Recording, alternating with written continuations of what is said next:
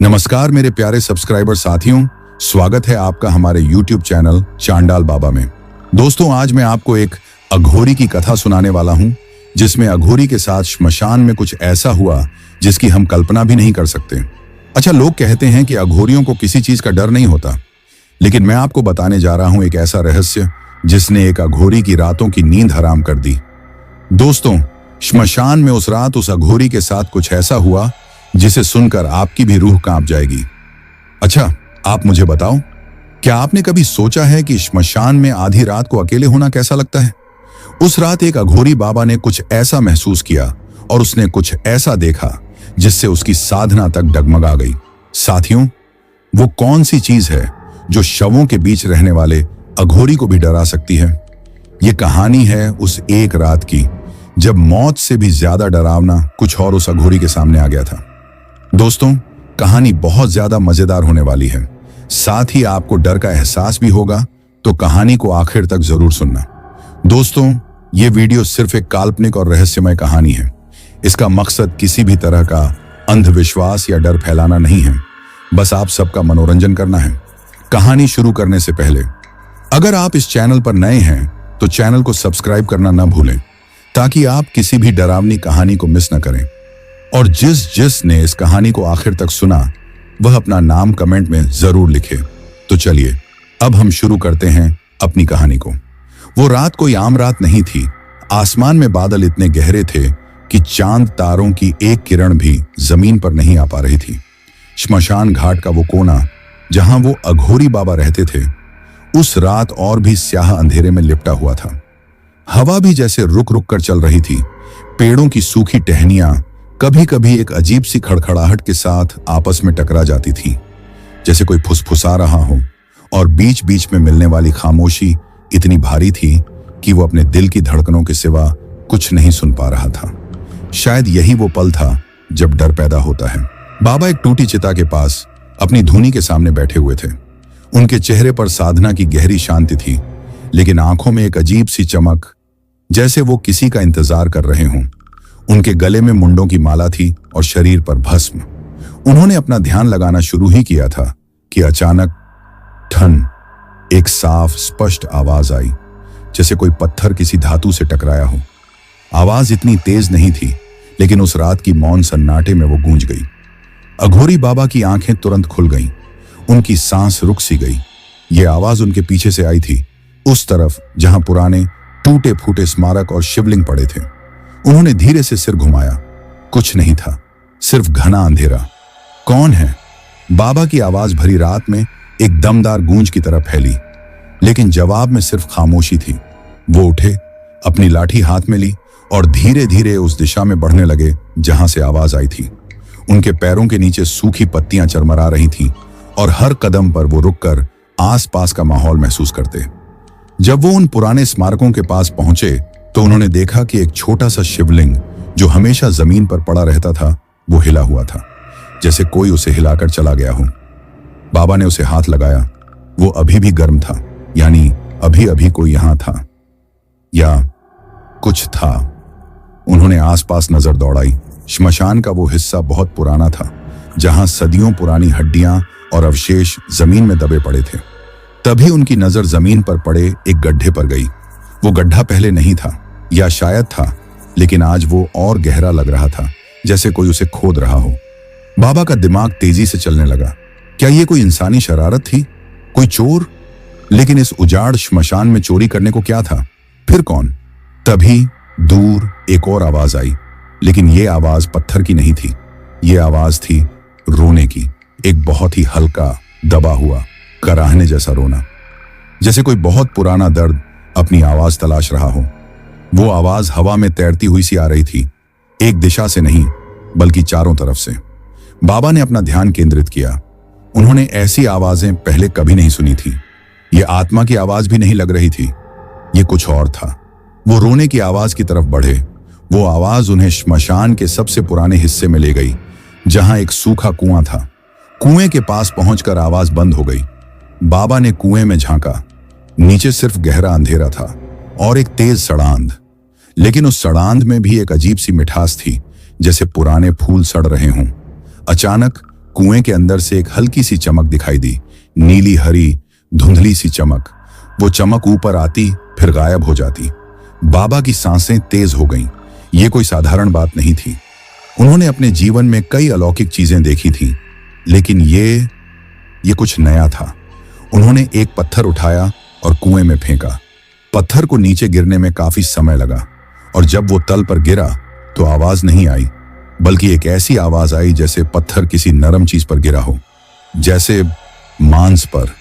और उसके साथ ही एक तेज चीख की आवाज आई जो कुएं से निकलकर पूरे श्मशान में गूंज गई। बाबा पीछे हट गए। उनके हाथ से लाठी छूट गई। उनका दिल जोर जोर से धड़क रहा था। यह कोई मजाक नहीं था। यहां नीचे कुछ था, कुछ ऐसा जो जिंदा था या जो कभी जिंदा था। उन्होंने फैसला किया कि उन्हें इस कुएं में उतरना होगा, लेकिन अकेले, उस रात, बिना किसी जानकारी के। वो अपनी कुटिया की तरफ लौटे, लेकिन उनके कदम भारी थे। वो जानते थे कि अब वो पीछे नहीं हट सकते। उस रहस्य ने उन्हें ढूंढ लिया था। जब वो कुटिया में दाखिल हुए तो देखा कि उनकी धूनी की आग पूरी तरह बुझ चुकी थी, जबकि वो अभी कुछ देर पहले ही तो उसमें लकड़ियां डालकर गए थे। और राख के ढेर पर किसी ने एक निशान बनाया था, एक ऐसा निशान जिसे देखकर बाबा का खून सूख गया। उस राख पर बना निशान देखकर बाबा का माथा ठनक गया। ये कोई साधारण निशान नहीं था, ये एक यंत्र का हिस्सा था। वो भी ऐसा यंत्र जो सिर्फ गुप्त तांत्रिक विद्याओं में इस्तेमाल होता है। पर यह यहां कैसे, किसने बनाया? उन्होंने तुरंत आसपास नजर दौड़ाई, लेकिन सिवाय सन्नाटे के कुछ नहीं था। मानो पूरा श्मशान अब एक सांस रोके ये देख रहा था कि बाबा अब क्या करते हैं। बाबा ने झुककर उस निशान को बिल्कुल पास से देखा। राख अभी भी गर्म थी, मतलब निशान बस कुछ ही पल पहले बनाया गया था जब वो कुएं के पास थे। एक ठंडी सिहरन उनकी रीढ़ से होती हुई सिर तक चढ़ गई। कोई या कुछ उनकी कुटिया में आया था और उनकी अनुपस्थिति में ये संदेश छोड़ गया था। ये कोई चुनौती थी या कोई चेतावनी? तभी बिल्कुल उनके कान के पास से एक स्पष्ट फुसफुसाहट गुजरी, वापस जाओ, वहां मत जाओ। बाबा तेजी से पलटे। कोई नहीं था, लेकिन आवाज इतनी साफ थी जैसे कोई खड़ा होकर बोल रहा हो। उनका दिल जोर से धड़का। ये उनके मन का भ्रम नहीं था, ये असली था। उस आवाज में डर नहीं, बल्कि एक अजीब सी दर्द भरी गुहार थी। उन्होंने फैसला किया, नहीं, वो पीछे नहीं हटेंगे। जो भी है उसका सामना करेंगे। उन्होंने कुटिया से एक मशाल जलाई और सीधे उस कुएं की तरफ चल पड़े। इस बार डर के मारे नहीं, बल्कि एक ठंडे इरादे के साथ। जो भी रहस्य था, आज उसकी तह तक पहुंचना था। कुएं के पास पहुंचकर उन्होंने मशाल नीचे की ओर झुकाई। अब वो नीली हरी रोशनी और भी साफ दिख रही थी और ऊपर नीचे हिल रही थी, जैसे कोई दीपक पानी में तैर रहा हो। बाबा ने रस्सी ढूंढनी शुरू की जो आमतौर पर कुएं के पास पड़ी रहती थी, लेकिन वो रस्सी गायब थी। बजाय उसके, कुएं के किनारे पर एक गांठ बनी हुई थी। एक ऐसी गांठ जो साधारण नहीं लग रही थी, वो भी किसी यंत्र का ही हिस्सा लग रही थी, मानो किसी ने जानबूझकर उनके लिए रास्ता तैयार किया हो। लेकिन एक शर्त पर। बाबा ने गहरी सांस ली। समय बर्बाद करने का नहीं था। उन्होंने अपनी धोती के पल्लू को मजबूती से बांधा और कुएं के किनारे पर बैठ गए, पैर नीचे लटकाए। कुएं का मुंह बर्फ जैसा ठंडा लग रहा था। उन्होंने मशाल एक तरफ रखी और हाथों से किनारा पकड़कर खुद को नीचे की ओर झूलने दिया। पत्थर के किनारे खुरदुरे और फिसलन भरे थे। एक एक इंच नीचे उतरना एक चुनौती थी। जैसे जैसे वो नीचे उतर रहे थे, वो सड़ांध और मिठास वाली गंध और तेज होती जा रही थी। हवा नम और भारी थी। करीब 10-12 फुट नीचे उतरने के बाद उनके पैर ने कुछ ठोस छुआ, लेकिन वो पानी नहीं था। ये कुछ नरम लेकिन ठोस था, जैसे गीली मिट्टी या कीचड़। उन्होंने नीचे देखा। मशाल की रोशनी में दिखाई दिया कि कुएं का तल पानी से नहीं, बल्कि एक काली चिकनी मिट्टी से भरा हुआ था, और उस मिट्टी में कुछ सफेद चीजें दबी हुई थी। हड्डियां? नहीं, वो हड्डियां नहीं, बल्कि कोई और चीज थी। उनका आकार बिल्कुल अलग था। और फिर उनकी नजर उस नीली रोशनी के स्रोत पर पड़ी। वो कुएं की दीवार में एक खोह से आ रही थी, मानो कुएं की दीवार में कोई गुप्त दरवाजा हो। बाबा ने धीरे से उस ओर कदम बढ़ाया। मिट्टी इतनी चिपचिपी थी कि हर कदम पर पैर फंसता लग रहा था, जैसे कोई नीचे से खींच रहा हो। वो खोह के पास पहुंचे। वो एक संकरा रास्ता था जो आगे जाकर कहीं गहराई में जाता दिख रहा था। उस रास्ते के मुहाने पर जमीन में एक चीज गड़ी हुई थी। बाबा ने झुककर देखा। वो एक पुराना जंग लगा त्रिशूल था, लेकिन उस त्रिशूल के ऊपर एक नरमुंड नहीं बल्कि एक ऐसी चीज रखी हुई थी जिसे देखकर बाबा की सांसें फूलने लगी।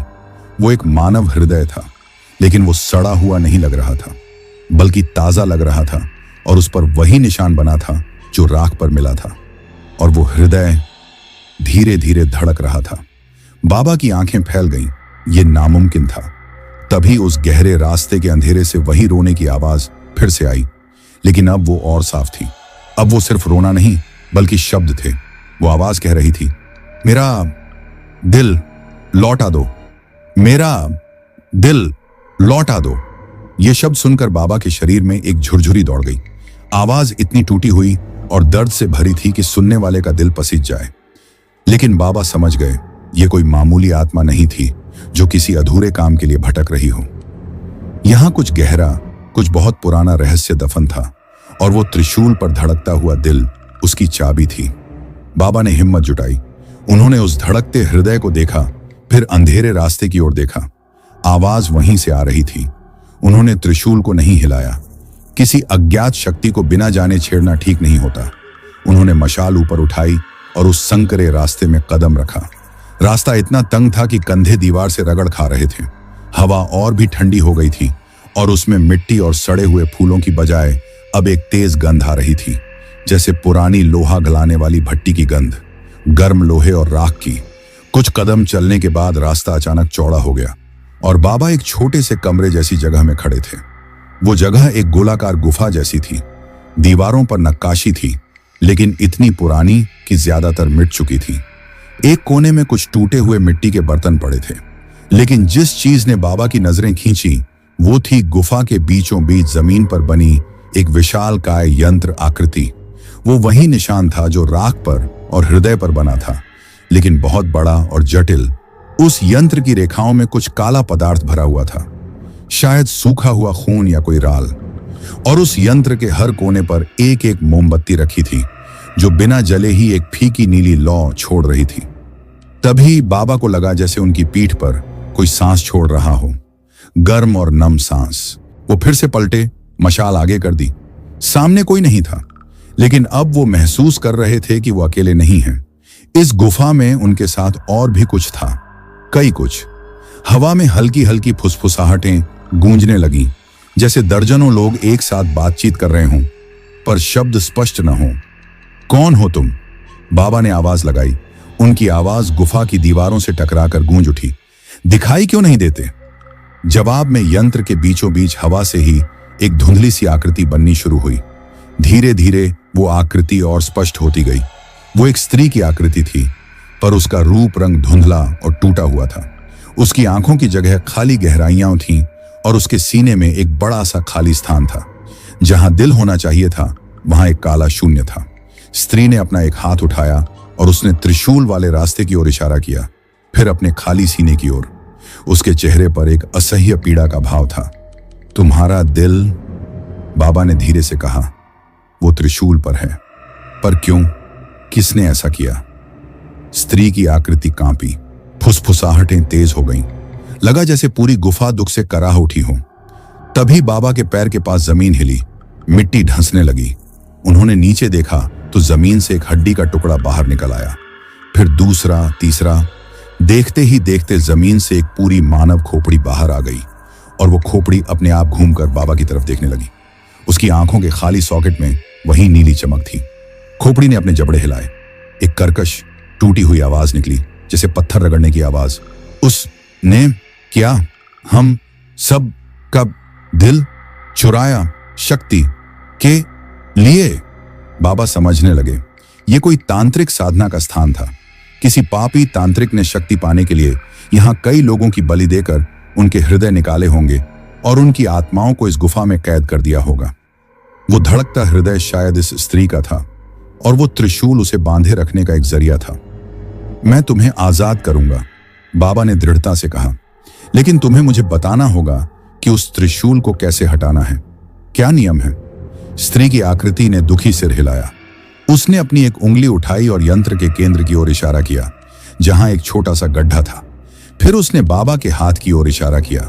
संकेत साफ था, यंत्र को तोड़ने के लिए बलिदान चाहिए था। बाबा उस यंत्र के केंद्र की ओर देखते रहे।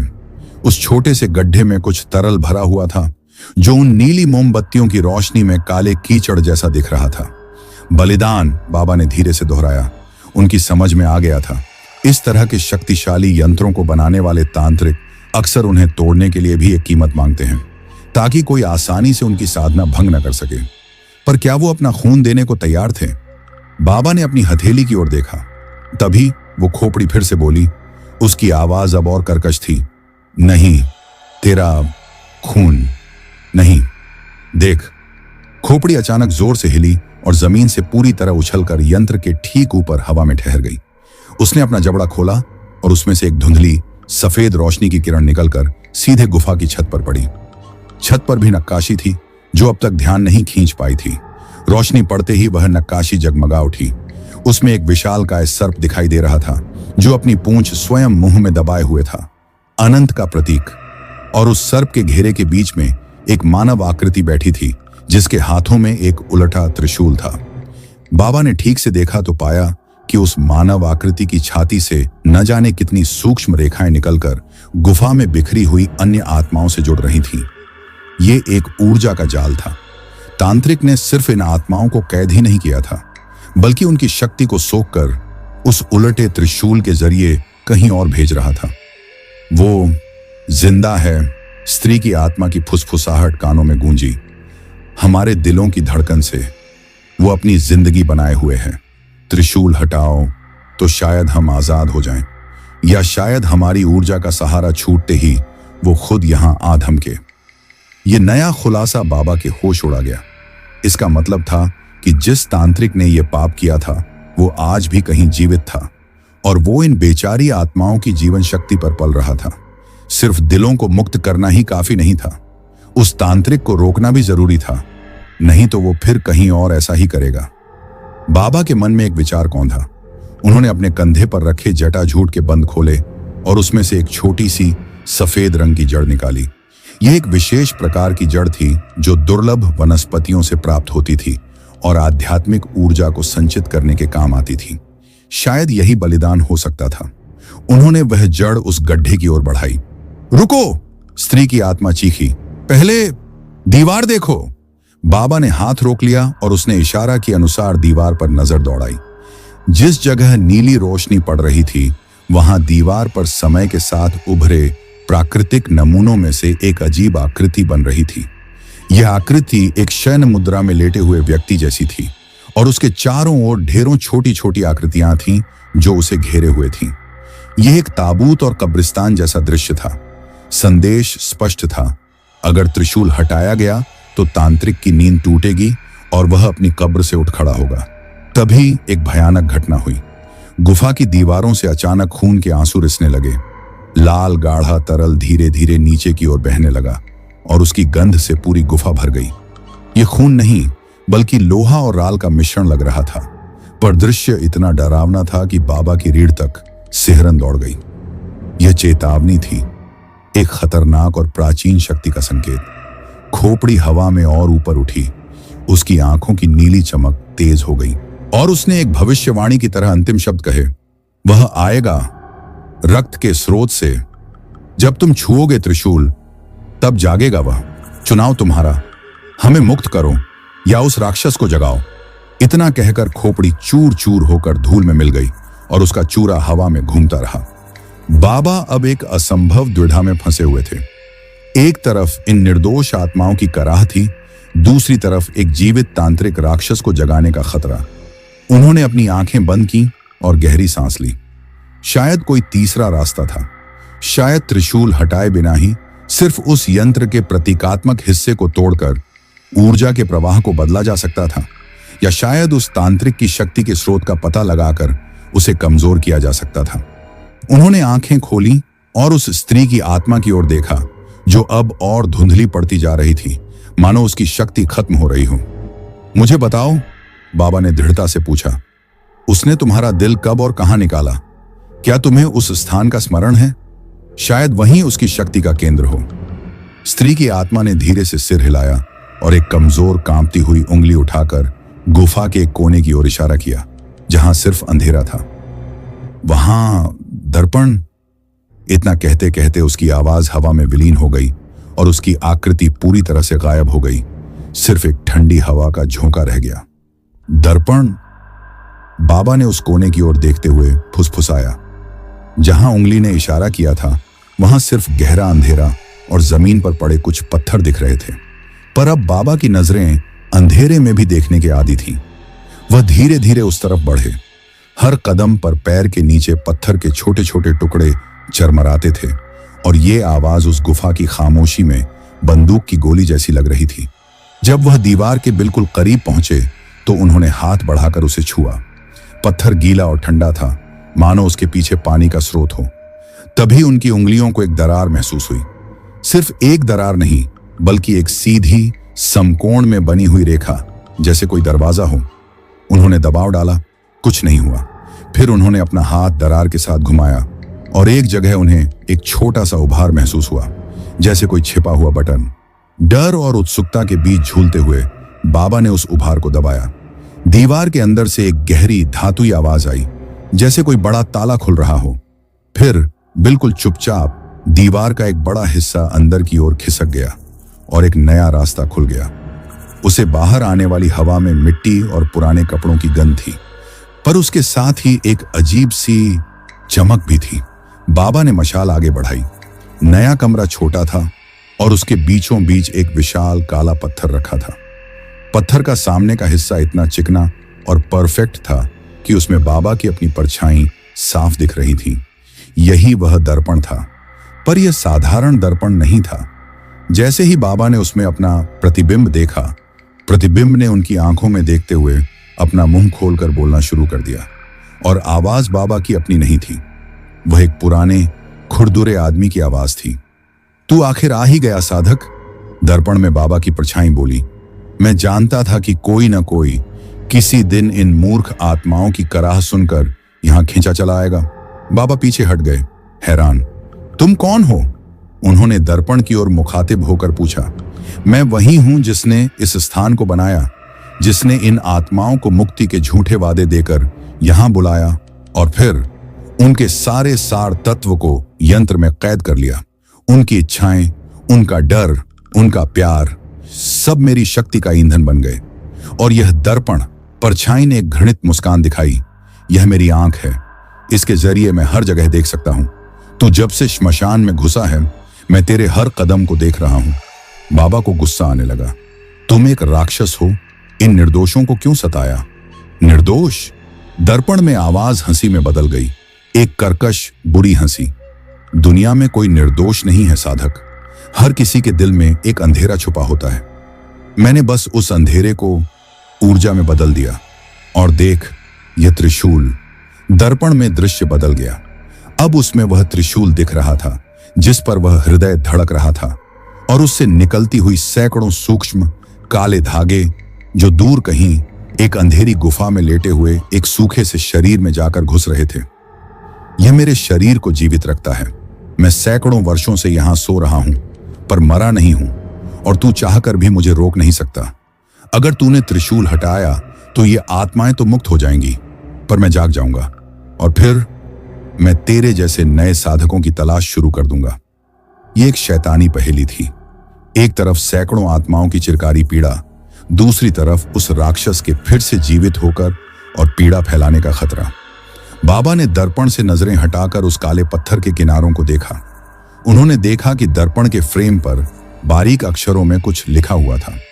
वह ऐसी भाषा थी जो सदियों पुरानी लगती थी, पर बाबा ने अपने जीवन में ऐसे प्राचीन ग्रंथ पढ़े थे। वह धीरे धीरे पढ़ने लगे। जो दर्पण में स्वयं को देखे वही उसके ताले की चाबी है, पर देखने वाला वही होना चाहिए जिसके हृदय में कोई लालच न हो, कोई अंधेरा न हो। क्या इसका मतलब यह था कि अगर वह खुद को सच्चाई से इस दर्पण में देखें तो शायद यह यंत्र टूट सकता है? पर उस तांत्रिक ने कहा था कि हर किसी के दिल में अंधेरा होता है। बाबा को अपनी जिंदगी के वो पल याद आए जब वह भी लालच, क्रोध या डर के आगे घुटने टेल चुके थे। क्या वह सच्चा था? क्या उसमें अंधेरा नहीं था? तभी दर्पण में फिर से दृश्य बदला। अब उसमें बाबा का अपना अतीत दिखने लगा। एक युवा साधक के रूप में उनकी पहली साधना, जब डर के मारे वह भाग गए थे। एक बार गुस्से में उन्होंने किसी से झूठ बोला था। ये सब छोटे छोटे पाप थे, पर थे तो पाप ही। दर्पण में उनकी परछाई फिर से बोली, देख लिया ना तूने, तू भी पूरी तरह शुद्ध नहीं है, तू इस ताले को नहीं खोल सकता, अब जा यहां से, मुझे सोने दो। पर बाबा ने हार नहीं मानी। एक विचार उनके मन में आया। उन्होंने दर्पण से पूछा, तुमने कहा था कि तुम हर किसी के दिल का अंधेरा देख सकते हो, पर क्या तुमने कभी अपने खुद के दिल में देखने की कोशिश की है? इस दर्पण में खुद को देखा है? दर्पण में एक पल के लिए सन्नाटा छा गया। फिर आवाज गुर्राई, मेरे दिल की बात मत कर। क्यों? बाबा ने दबाव डाला। डर लगता है ना, क्योंकि तुम जानते हो कि तुम्हारे अंदर का अंधेरा इतना गहरा है, इतना काला है कि अगर तुम उसे देखोगे तो वही तुम्हें निगल जाएगा। तुम्हारी पूरी शक्ति दूसरों के अंधेरे पर टिकी है, अपने अंधेरे पर नहीं। बाबा ने एक कदम आगे बढ़ाया। मैं एक प्रस्ताव देता हूं, मैं इस दर्पण में खुद को देखूंगा अपने सारे अंधेरे के साथ, और तुम भी इसी दर्पण में खुद को देखो। आओ देखें कि किसका अंधेरा ज्यादा गहरा है। अगर तुम जीत गए तो मैं यहां से चला जाऊंगा और तुम्हें फिर से सोने दूंगा, पर अगर मैं जीत गया तो तुम्हें इस यंत्र को तोड़ना होगा। दर्पण में गहरा सन्नाटा था। पूरी गुफा में हवा रुक सी गई थी। आखिरकार वह आवाज फिर से बोली, धीमी और खतरनाक, तू जानता है कि इस खेल में हारने का मतलब क्या है ना? तेरी आत्मा भी उन्हीं धागों में बंध जाएगी, हमेशा हमेशा के लिए मेरी शक्ति का ईंधन बन जाएगी। मैं जानता हूं।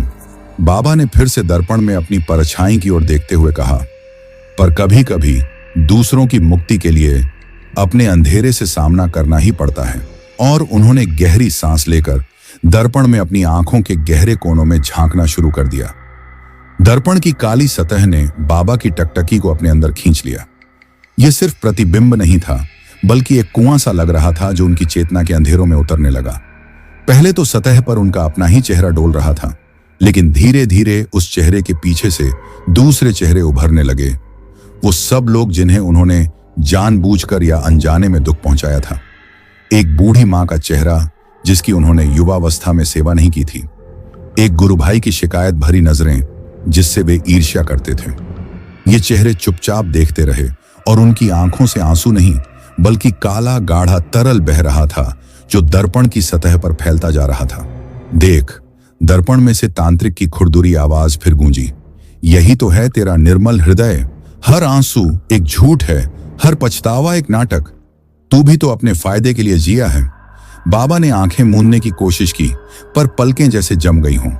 वे देखते रह गए। तभी दृश्य बदला। उन्होंने खुद को एक युवा साधक के रूप में देखा, गुरु के समक्ष बैठे हुए। गुरु कह रहे थे, साधना का पहला सिद्धांत है सच्चाई, खुद से और दुनिया से। पर युवा बाबा के चेहरे पर एक हल्की सी झूठी विनम्रता थी। भीतर घमंड की ज्वाला धधक रही थी कि वह सबसे अलग है। दर्पण ने उस घमंड को बड़ा करके दिखाया, जब तक कि वह एक विशालकाय क्रूप अहंकार के रूप में नहीं बदल गया, जिसने पूरे दृश्य को निगल लिया। रुक जा, बाबा की आवाज कांप गई। ये बीता हुआ कल है। मैंने इस अहंकार पर विजय पाली है। क्या पाली? दर्पण हंसा। तो फिर ये देख कि आज भी तू क्या कर रहा है। तू यहां परोपकार के लिए आया है, या इसीलिए कि तुझे लगा कि तू ही वो महान साधक है जो इन आत्माओं को बचा सकता है? तेरी मुक्ति की भूख, क्या यह तेरे अहंकार को और नहीं खिला रही? यह सवाल बाबा के मन में एक खालीपन छोड़ गया। क्या सचमुच?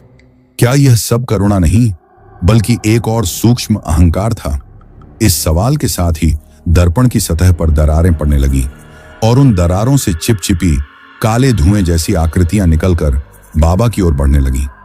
ये उनके अपने संदेह और आत्मदया के प्रतीक थे। एक आकृति उनके कान के पास फुसफुसाने लगी, हार मान लो, तू अकेला है, तुझ में इतनी शक्ति नहीं। उसी क्षण बाबा को याद आया वो रात जब उन्होंने पहली बार श्मशान में शिव की साधना की थी।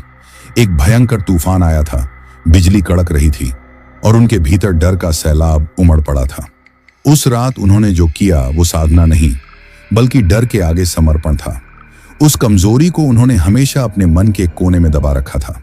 दर्पण ने अब उसी डर को बाहर निकालकर एक विशालकाय काले जाल के रूप में सामने रख दिया जो पूरी गुफा में फैल रहा था। यही है तेरी सच्चाई। तांत्रिक की आवाज विषादपूर्ण हो गई। डर, खालीपन, दिखावा। अब बता, तू मुझे कैसे हराएगा? बाबा सांस रोके खड़े रहे। उनका शरीर कांप रहा था, मन एक अफरा तफरी में। फिर अचानक उनके होठों पर एक वाक्य फुसफुसाया, सच्चाई, पूरी सच्चाई। उन्होंने आंखें खोली और दर्पण में सीधा देखते हुए कहा, हाँ, मैं डरा हुआ था, मैं अहंकारी था, मैं आज भी अपनी मुक्ति की भूख लेकर यहां आया हूं। यह सब सच है। यह स्वीकारोक्ति सुनकर दर्पण की सतह पर एक पल के लिए सब कुछ थम सा गया। काले धुएं की आकृतियां ठहर गईं। बाबा ने अपनी बात जारी रखी। आवाज में एक नया दृढ़ विश्वास आ रहा था। पर तूने एक बात नहीं देखी, मैं वहां से भागा जरूर था, पर मैं लौटा भी तो था। अगले दिन और अगले रात बार बार लौटा, डर के बावजूद। गुरु से झूठ बोला, पर बाद में क्षमा भी मांगी। अहंकार आया, पर उसे पहचान कर तोड़ा भी। हाँ, मेरे अंदर अंधेरा है, पर उस अंधेरे को देखने, उसे स्वीकार करने और फिर भी दिया जलाने का साहस, यही तो मेरा प्रकाश है। तेरा अंधेरा तो इतना गहरा है कि तूने खुद को देखने की हिम्मत ही नहीं की। तू सिर्फ दूसरों के अंधेरे से अपना खोखलापन भरता है। दर्पण में से एक गहरी दम घुटती सी सांस की आवाज आई। सतह पर उभरते हुए सभी बुरे दृश्य धुंधले पड़ने लगे। चुप रह, तांत्रिक की आवाज में पहली बार एक डर सुनाई दिया। तू कुछ नहीं जानता, पर मैं जानना चाहता हूं, बाबा ने कहा और अपना हाथ बढ़ाकर दर्पण की ठंडी सतह पर रख दिया। दिखा दे तेरा अंधेरा। वो पहला पाप कौन सा था जिसने तुझे इस रास्ते पर डाला? तू खुद किस डर से भाग रहा था? दर्पण उनके हाथ के नीचे ज्वर सा गर्म हो उठा। फिर उसकी सतह पर एक नया दृश्य उमड़ने लगा। एक साधारण गांव का चौक, एक युवक जो अपने पिता की मृत्यु के बाद उनकी संपत्ति के लिए अपने ही भाई से झूठ बोल रहा है। लालच। फिर वही युवक किसी अन्याय को देखकर भी चुप रह जाता है। डर। ये छोटे छोटे पाप बढ़ते गए और एक दिन जब उसका अपना पुत्र बीमार पड़ा तो उसने देवी को प्रसन्न करने के नाम पर पहली बार एक मासूम पशु की बलि दी और उसे लगा कि उसने शक्ति पाली। यहीं से शुरू हुई थी यह लिपि। दर्पण में दिख रहा था कि कैसे वह तांत्रिक अपने ही पुत्र के जीवन के लिए की गई उस पहली हिंसा के बोझ से दबकर अमरत्व पाने के इस घृणित रास्ते पर निकल पड़ा था। उसका सबसे गहरा अंधेरा था अपनी कमजोरी और अपराध बोध से भागना। बस, बस कर, दर्पण चीखा। अब उसकी आवाज में सिर्फ खोखला क्रोध नहीं, बल्कि एक असह्य पीड़ा थी। तूने देख लिया, अब जा। नहीं, बाबा ने दृढ़ता से कहा। उनका हाथ अब भी दर्पण पर टिका था। अब तेरी बारी है, स्वीकार कर। तू डरा हुआ था, तूने पाप किया और अब तू सैकड़ों को अपने साथ दुख में खींच रहा है। इस सच्चाई को देख। दर्पण जोर जोर से कांपने लगा। उसकी सतह पर उस तांत्रिक का वास्तविक चेहरा उभरा। एक बूढ़ा, भयभीत, अकेला इंसान जिसकी आंखों में सैकड़ों सालों का सन्नाटा और पछतावा भरा था। उसने एक लम्हे के लिए बाबा की आंखों में देखा और फिर एक ऐसी चीख निकाली जिसमें सदियों का दर्द समाया हुआ था। दर्पण के बीचों बीच से एक दरार फूटी और वह दरार तारों की तरह फैलते हुए पूरे काले पत्थर को चटकने लगी। गुफा हिलने लगी। ऊपर से छत से पत्थर और मिट्टी गिरने लगी। बाबा ने हाथ खींच लिया और पीछे हट गए। दर्पण टूट रहा था और उसके साथ ही बाहर वाले कमरे से, उस यंत्र के केंद्र से भी एक तेज विद्युत सी चिंगारी की आवाज आई, जैसे कोई अदृश्य बंधन टूट रहा हो। दर्पण के टुकड़े हवा में मंडराने लगे और हर टुकड़े में अब वह बूढ़ा, भयभीत चेहरा ही दिखाई दे रहा था जो चुपचाप रो रहा था। तभी बाहर से वही स्त्री की आवाज फिर आई, अब ज्यादा स्पष्ट और हल्की, त्रिशूल अब खींचो। बाबा समझ गए कि दर्पण के टूटने से तांत्रिक का वर्चस्व कमजोर पड़ गया था। पर क्या त्रिशूल खींचना अब भी सही था? क्या वह तांत्रिक वाकई जाग जाएगा? उन्होंने एक निर्णय लिया। वह त्रिशूल तो खींचेंगे, पर पहले उस तांत्रिक की भटकती चेतना को एक अंतिम संदेश देंगे। उन्होंने टूटते दर्पण के सामने हाथ जोड़े और अपने मन की एकदम शांत भावना को वहां भेजा, क्षमा। यह जीत का अहंकार नहीं, बल्कि एक साधक से दूसरे खोए हुए साधक की ओर सहानुभूति थी। टूटता हुआ दर्पण अब एक गहरी, शांत नीली रोशनी उगलने लगा और दूर उस अंधेरी गुफा में लेटे हुए सूखे शरीर की ओर जाते काले धागे एक एक करके टूटकर हवा में विलीन होने लगे। दर्पण के टूटने की गूंज अभी भी गुफा में घूम रही थी जब बाबा ने अपने आसपास नजर दौड़ाई। वह नीली रोशनी जो दर्पण से फूट रही थी, वह धीरे धीरे हवा में घुलने लगी, मानो कोई बुरा सपना सुबह की रोशनी में विलीन हो रहा हो। पर एक चीज अभी भी उनके कानों में गूंज रही थी, वह स्त्री का आखिरी वाक्य, त्रिशूल अब खींचो। बाबा ने एक गहरी सांस ली। दर्पण टूट चुका था। तांत्रिक की सीधी नजर तो टूट गई थी, पर क्या उसकी शक्ति का केंद्र, वह त्रिशूल, अभी भी उतना ही खतरनाक था। उन्होंने उस रास्ते पर कदम बढ़ाया जो दर्पण वाले कमरे से बाहर ले जाता था। कदमों की आवाज अब भी गूंज रही थी, पर अब उसमें एक अजीब सी हल्कापन था, जैसे पूरी गुफा की हवा का दबाव कम हो गया हो। जैसे ही वह उस मुख्य कक्ष में वापस आए जहां वह जटिल यंत्र बना था, उनकी नजर सीधे उस त्रिशूल पर पड़ी। कुछ बदल गया था। त्रिशूल पर रखा वह हृदय अब पहले जैसी तेज गति से नहीं धड़क रहा था।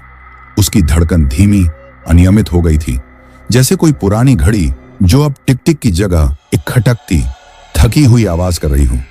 और उस हृदय से निकलने वाली वे काली ऊर्जा की डोरियां जो दूर कहीं उस तांत्रिक के शरीर से जुड़ी थीं, अब टूटी फूटी और धुंधली दिख रही थीं। वे हवा में लटक रही थीं, बिना किसी दिशा के, जैसे सूखे तार। बाबा, एक हल्की पर पहले से ज्यादा स्वच्छ आवाज हवा में तैरी। वह स्त्री की आत्मा फिर से प्रकट हुई और इस बार उसका रूप पहले से कहीं ज्यादा स्पष्ट था। उसके चेहरे पर अब सिर्फ पीड़ा नहीं, बल्कि एक हल्की सी आशा की किरण भी झलक रही थी। उसका वश टूट रहा है, पर समय कम है। जब तक यह हृदय धड़कता है, तब तक उसकी एक चिंगारी यहां बनी रहेगी। वह फिर से जुड़ने की कोशिश करेगा। तो मुझे क्या करना चाहिए? बाबा ने पूछा। उनकी नजर उस धीमे धड़कते हृदय पर टिकी हुई थी। क्या इसे खींच लूं? क्या तुम सब मुक्त हो जाओगी? स्त्री की आत्मा ने सिर हिलाया, पर उसके चेहरे पर एक अनिश्चितता थी। हम नहीं जानते, शायद हां, शायद नहीं। इस यंत्र ने हमारे सार को उसकी ऊर्जा में मिला दिया है। त्रिशूल खींचते ही हो सकता है हम सब उसी क्षण विलीन हो जाएं, शायद मुक्त हो जाएं, या हो सकता है, वह रुकी, हो सकता है कि यह यंत्र टूटे और इसके टूटने की टीस से वह पूरी तरह जाग जाए। यह फिर वही पुरानी दुविधा थी, पर अब उसमें एक नया पहलू आ गया था। अगर वह त्रिशूल नहीं खींचते तो यह धीमी धड़कन भी एक दिन फिर से तेज हो सकती है। दर्पण तो टूट गया, पर इस हृदय ने उस तांत्रिक की जीवन लीला को सैकड़ों साल तक थाम रखा था। यह कोई साधारण जादू नहीं था। तभी बाबा की नजर यंत्र के उस केंद्रीय गड्ढे पर पड़ी जहां उन्होंने पहले अपनी जड़ रखने का विचार किया था। अब उस गड्ढे से हल्की सी सफेद धुंध उठ रही थी। यह धुंध उस काली ऊर्जा के विपरीत थी, कोमल और शांत। यह उन सभी आत्माओं की शुद्ध चेतना का अंश लग रहा था जो सदियों से इस यंत्र में कैद था, पर पूरी तरह नष्ट नहीं हुआ था। एक विचार बाबा के मन में कौंधा, अगर मैं इस त्रिशूल को न खींचूं बल्कि इसे बदल दूं, उन्होंने सोचकर कहा, इस हृदय को मुक्त करने का एक और तरीका हो सकता है। इस यंत्र को नष्ट नहीं बल्कि उलट दिया जाए, इसकी ऊर्जा का प्रवाह पलट दिया जाए। तुम सबकी शक्ति उस तांत्रिक में जाने के बजाय वापस तुम में लौट आए। स्त्री की आत्मा की आंखें, या जो उनकी जगह थीं, चौंधिया गईं। पर यह कैसे होगा? यंत्र उसने अपनी शक्ति से बनाया था, उसे तोड़े बिना। हर यंत्र का एक विपरीत स्वरूप होता है, बाबा बोले, धीरे धीरे यंत्र के चारों ओर घूमते हुए। उनकी आंखें हर नक्काशी, हर रेखा का अध्ययन कर रही थीं, जैसे हर मंत्र का एक विपरीत मंत्र होता है। इस यंत्र का निर्माण लालच और भय से हुआ है। अगर इसके केंद्र में त्याग और साहस का बीज डाल दिया जाए तो शायद इसकी दिशा बदल जाए। उन्होंने अपनी धोती के पल्लू से वही सफेद जड़ निकाली जो उन्होंने पहले रखनी चाहिए थी, पर इस बार उन्होंने उसे सीधे गड्ढे में नहीं डाला। वह त्रिशूल के पास गए और बहुत ही सावधानी से उस धड़कते हृदय के ठीक नीचे त्रिशूल और जमीन के बीच के खाली स्थान में वह जड़ रख दी। यह मेरी साधना का एक अंश है, उन्होंने कहा। इसमें डर नहीं, शांति है, लालच नहीं, संतोष है। जड़ को रखते ही कुछ हल्का सा कंपन महसूस हुआ। त्रिशूल हिला और फिर वह हृदय एक जोरदार अनियमित धड़कन के साथ फड़का, जैसे कोई गहरी नींद से झटके में जाग गया हो। उसे निकलने वाली काली डोरियां और भी उग्र हो उठी और दूर कहीं गहरी अंधेरी गुफा में एक गर्जना सी हुई। तांत्रिक की चेतना, हालांकि कमजोर पड़ चुकी थी, अब भी जीवित थी और उसे इस परिवर्तन का आभास हो गया था। गुफा की दीवारों से छोटे छोटे पत्थर गिरने लगे। बाबा ने संतुलन बनाया। उन्हें लगा जैसे पूरी जमीन ही किसी विशाल प्राणी के सीने की तरह उठ रही है और गिर रही है। सामने यंत्र की रेखाओं में भरा वह काला पदार्थ उबलने लगा और उसमें से एक तीखी अमोनिया जैसी दुर्गंध फैल गई। वह जाग रहा है। स्त्री की आत्मा की आवाज में फिर से वही पुराना डर लौट आया था। उसने महसूस कर लिया कि तुम उसकी शक्ति का स्रोत बदलना चाहते हो, तो फिर हमें जल्दी करनी होगी, बाबा ने कहा, और उन्होंने अपनी आंखें बंद कर लीं। अब मंत्रों या जड़ बूटियों से काम नहीं चलेगा। अब जरूरत थी उस भावना की जिससे यह यंत्र बना था, उसके ठीक उलट भावना की। उन्होंने उस स्त्री की आत्मा से कहा, तुम सब मुझे याद करो, तुम्हारा डर नहीं, तुम्हारी वो यादें जब तुम जीवित थी, तुम्हारा पहला प्यार, तुम्हारी पहली हंसी, वो दिन जब तुमने किसी की मदद की थी, वो सब मुझे भेजो। पल भर के लिए खामोशी छा गई। फिर एक कोमल कंपन हवा में फैलने लगा। गुफा में मौजूद सैकड़ों आत्माओं में से अब केवल दर्द और डर ही नहीं निकल रहा था। हवा में फैलती उस सफेद धुंध के साथ अब कुछ और मिल रहा था, एक मध्यम गुनगुनाहट सी, जैसे दूर बच्चों की हंसी हो, एक गर्माहट जैसे सर्द रात में किसी घर की चिमनी से उठता धुआं। ये थीं वो अंतिम कोमल यादें जिन्हें तांत्रिक की काली साधना भी पूरी तरह नहीं मिटा पाई थी। बाबा ने उन सभी भावनाओं को अपने भीतर समेटा और फिर उन्होंने उस त्रिशूल पर, उस हृदय पर अपना हाथ रख दिया। उनकी उंगलियों के छूते ही हृदय ने एक तेज चमकदार सफेद चमक दिखाई और उसी क्षण दूर से आती वह गर्जना एक चीख में बदल गई। एक ऐसी चीख जिसमें सदियों का डर, गुस्सा और हार सब कुछ समाई हुई थी। गुफा जोर से हिल उठी, मानो कोई विशालकाय प्राणी अपनी आखिरी सांसें ले रहा हो। बाबा की उंगलियों ने जैसे ही उस धड़कते हृदय को छुआ, समय ठहर सा गया। पल भर को सब कुछ स्थिर हो गया। गिरते पत्थर हवा में ठहरे, धूल के कण चमकते रहे और वह चीख एक लंबी खिंची हुई गूंज में बदल गई। फिर एक झटके के साथ सब कुछ फिर से गति में आया, पर अब की गति उलटी थी। त्रिशूल पर पड़ा वह हृदय अब सफेद चमक से भर गया था, जैसे कोई छोटा सा चंद्रमा। उससे निकलने वाली काली डोरियां जो दूर उस तांत्रिक के पास जाती थीं, एक एक करके टूटने लगी। पर अब टूटने पर काले धुएं की जगह एक सुनहरी रोशनी फूटती थी। हर डोरी के टूटने पर दूर से एक हल्की सी आहट आती, जैसे कोई पुराना बंधन टूट रहा हो। गुफा अब भी कांप रही थी, पर इस कंपन में अब वह गुस्सा नहीं था। यह कंपन एक विशालकाय प्राणी के सुखद आह भरने जैसा था। और फिर बाबा के चारों ओर हवा में धीरे धीरे आकृतियां बननी शुरू हुईं। सिर्फ वह स्त्री ही नहीं, बल्कि दर्जनों, सैकड़ों आकृतियां, पुरुष, महिलाएं, युवा, बूढ़े, सबके सीने में वही खालीपन था। पर अब उनके चेहरों पर भय की जगह एक अजीब सी शांति थी। वे बोल नहीं रहे थे, बस बाबा की तरफ देख रहे थे, और हर आकृति की आंखों में एक कृतज्ञता की चमक थी। तभी यंत्र के बीचों बीच वह सफेद जड़ जो बाबा ने रखी थी, वह अचानक फूट पड़ी। उसमें से हरे हरे कोमल अंकुर निकल आए, जो तेजी से बढ़ते हुए यंत्र की काली रेखाओं में फैलने लगे। जहां जहां यह हरियाली फैलती, वहां का काला पदार्थ सिकुड़ने लगता, सूखने लगता और धूल में बदल जाता। यंत्र का वह डरावना स्वरूप अब एक विचित्र बगीचे सा दिखने लगा था। यह क्या हो रहा है? बाबा ने अपने मन में पूछा, हैरानी से यह नजारा देखते हुए। हमारी यादें, वह स्त्री की आवाज फिर आई, अब बिल्कुल स्पष्ट और कोमल, जैसे पास से बोल रही हो। हमारी वो यादें जो उसने नहीं चुरा पाया, जो हमारे सार की जड़ों में दबी थी, वो अब बाहर आ रही हैं। जीवन की यादें मृत्यु से ज्यादा शक्तिशाली होती हैं, साधक। और फिर एक के बाद एक हर आत्मा से एक चमकती हुई किरण निकलकर उस त्रिशूल पर टिके हृदय में समाने लगी। हर किरण के साथ हृदय की सफेद चमक और तेज होती गई और उसका आकार धीरे धीरे बदलने लगा। वह अब एक मानव हृदय जैसा नहीं रहा, वह एक दीपक की लौ जैसा हो गया, एक शुद्ध निर्विकार प्रकाश का गोला। दूर से आती वह चीख अब रोने में बदल गई थी, एक अकेला, टूटा हुआ, असहाय रोना।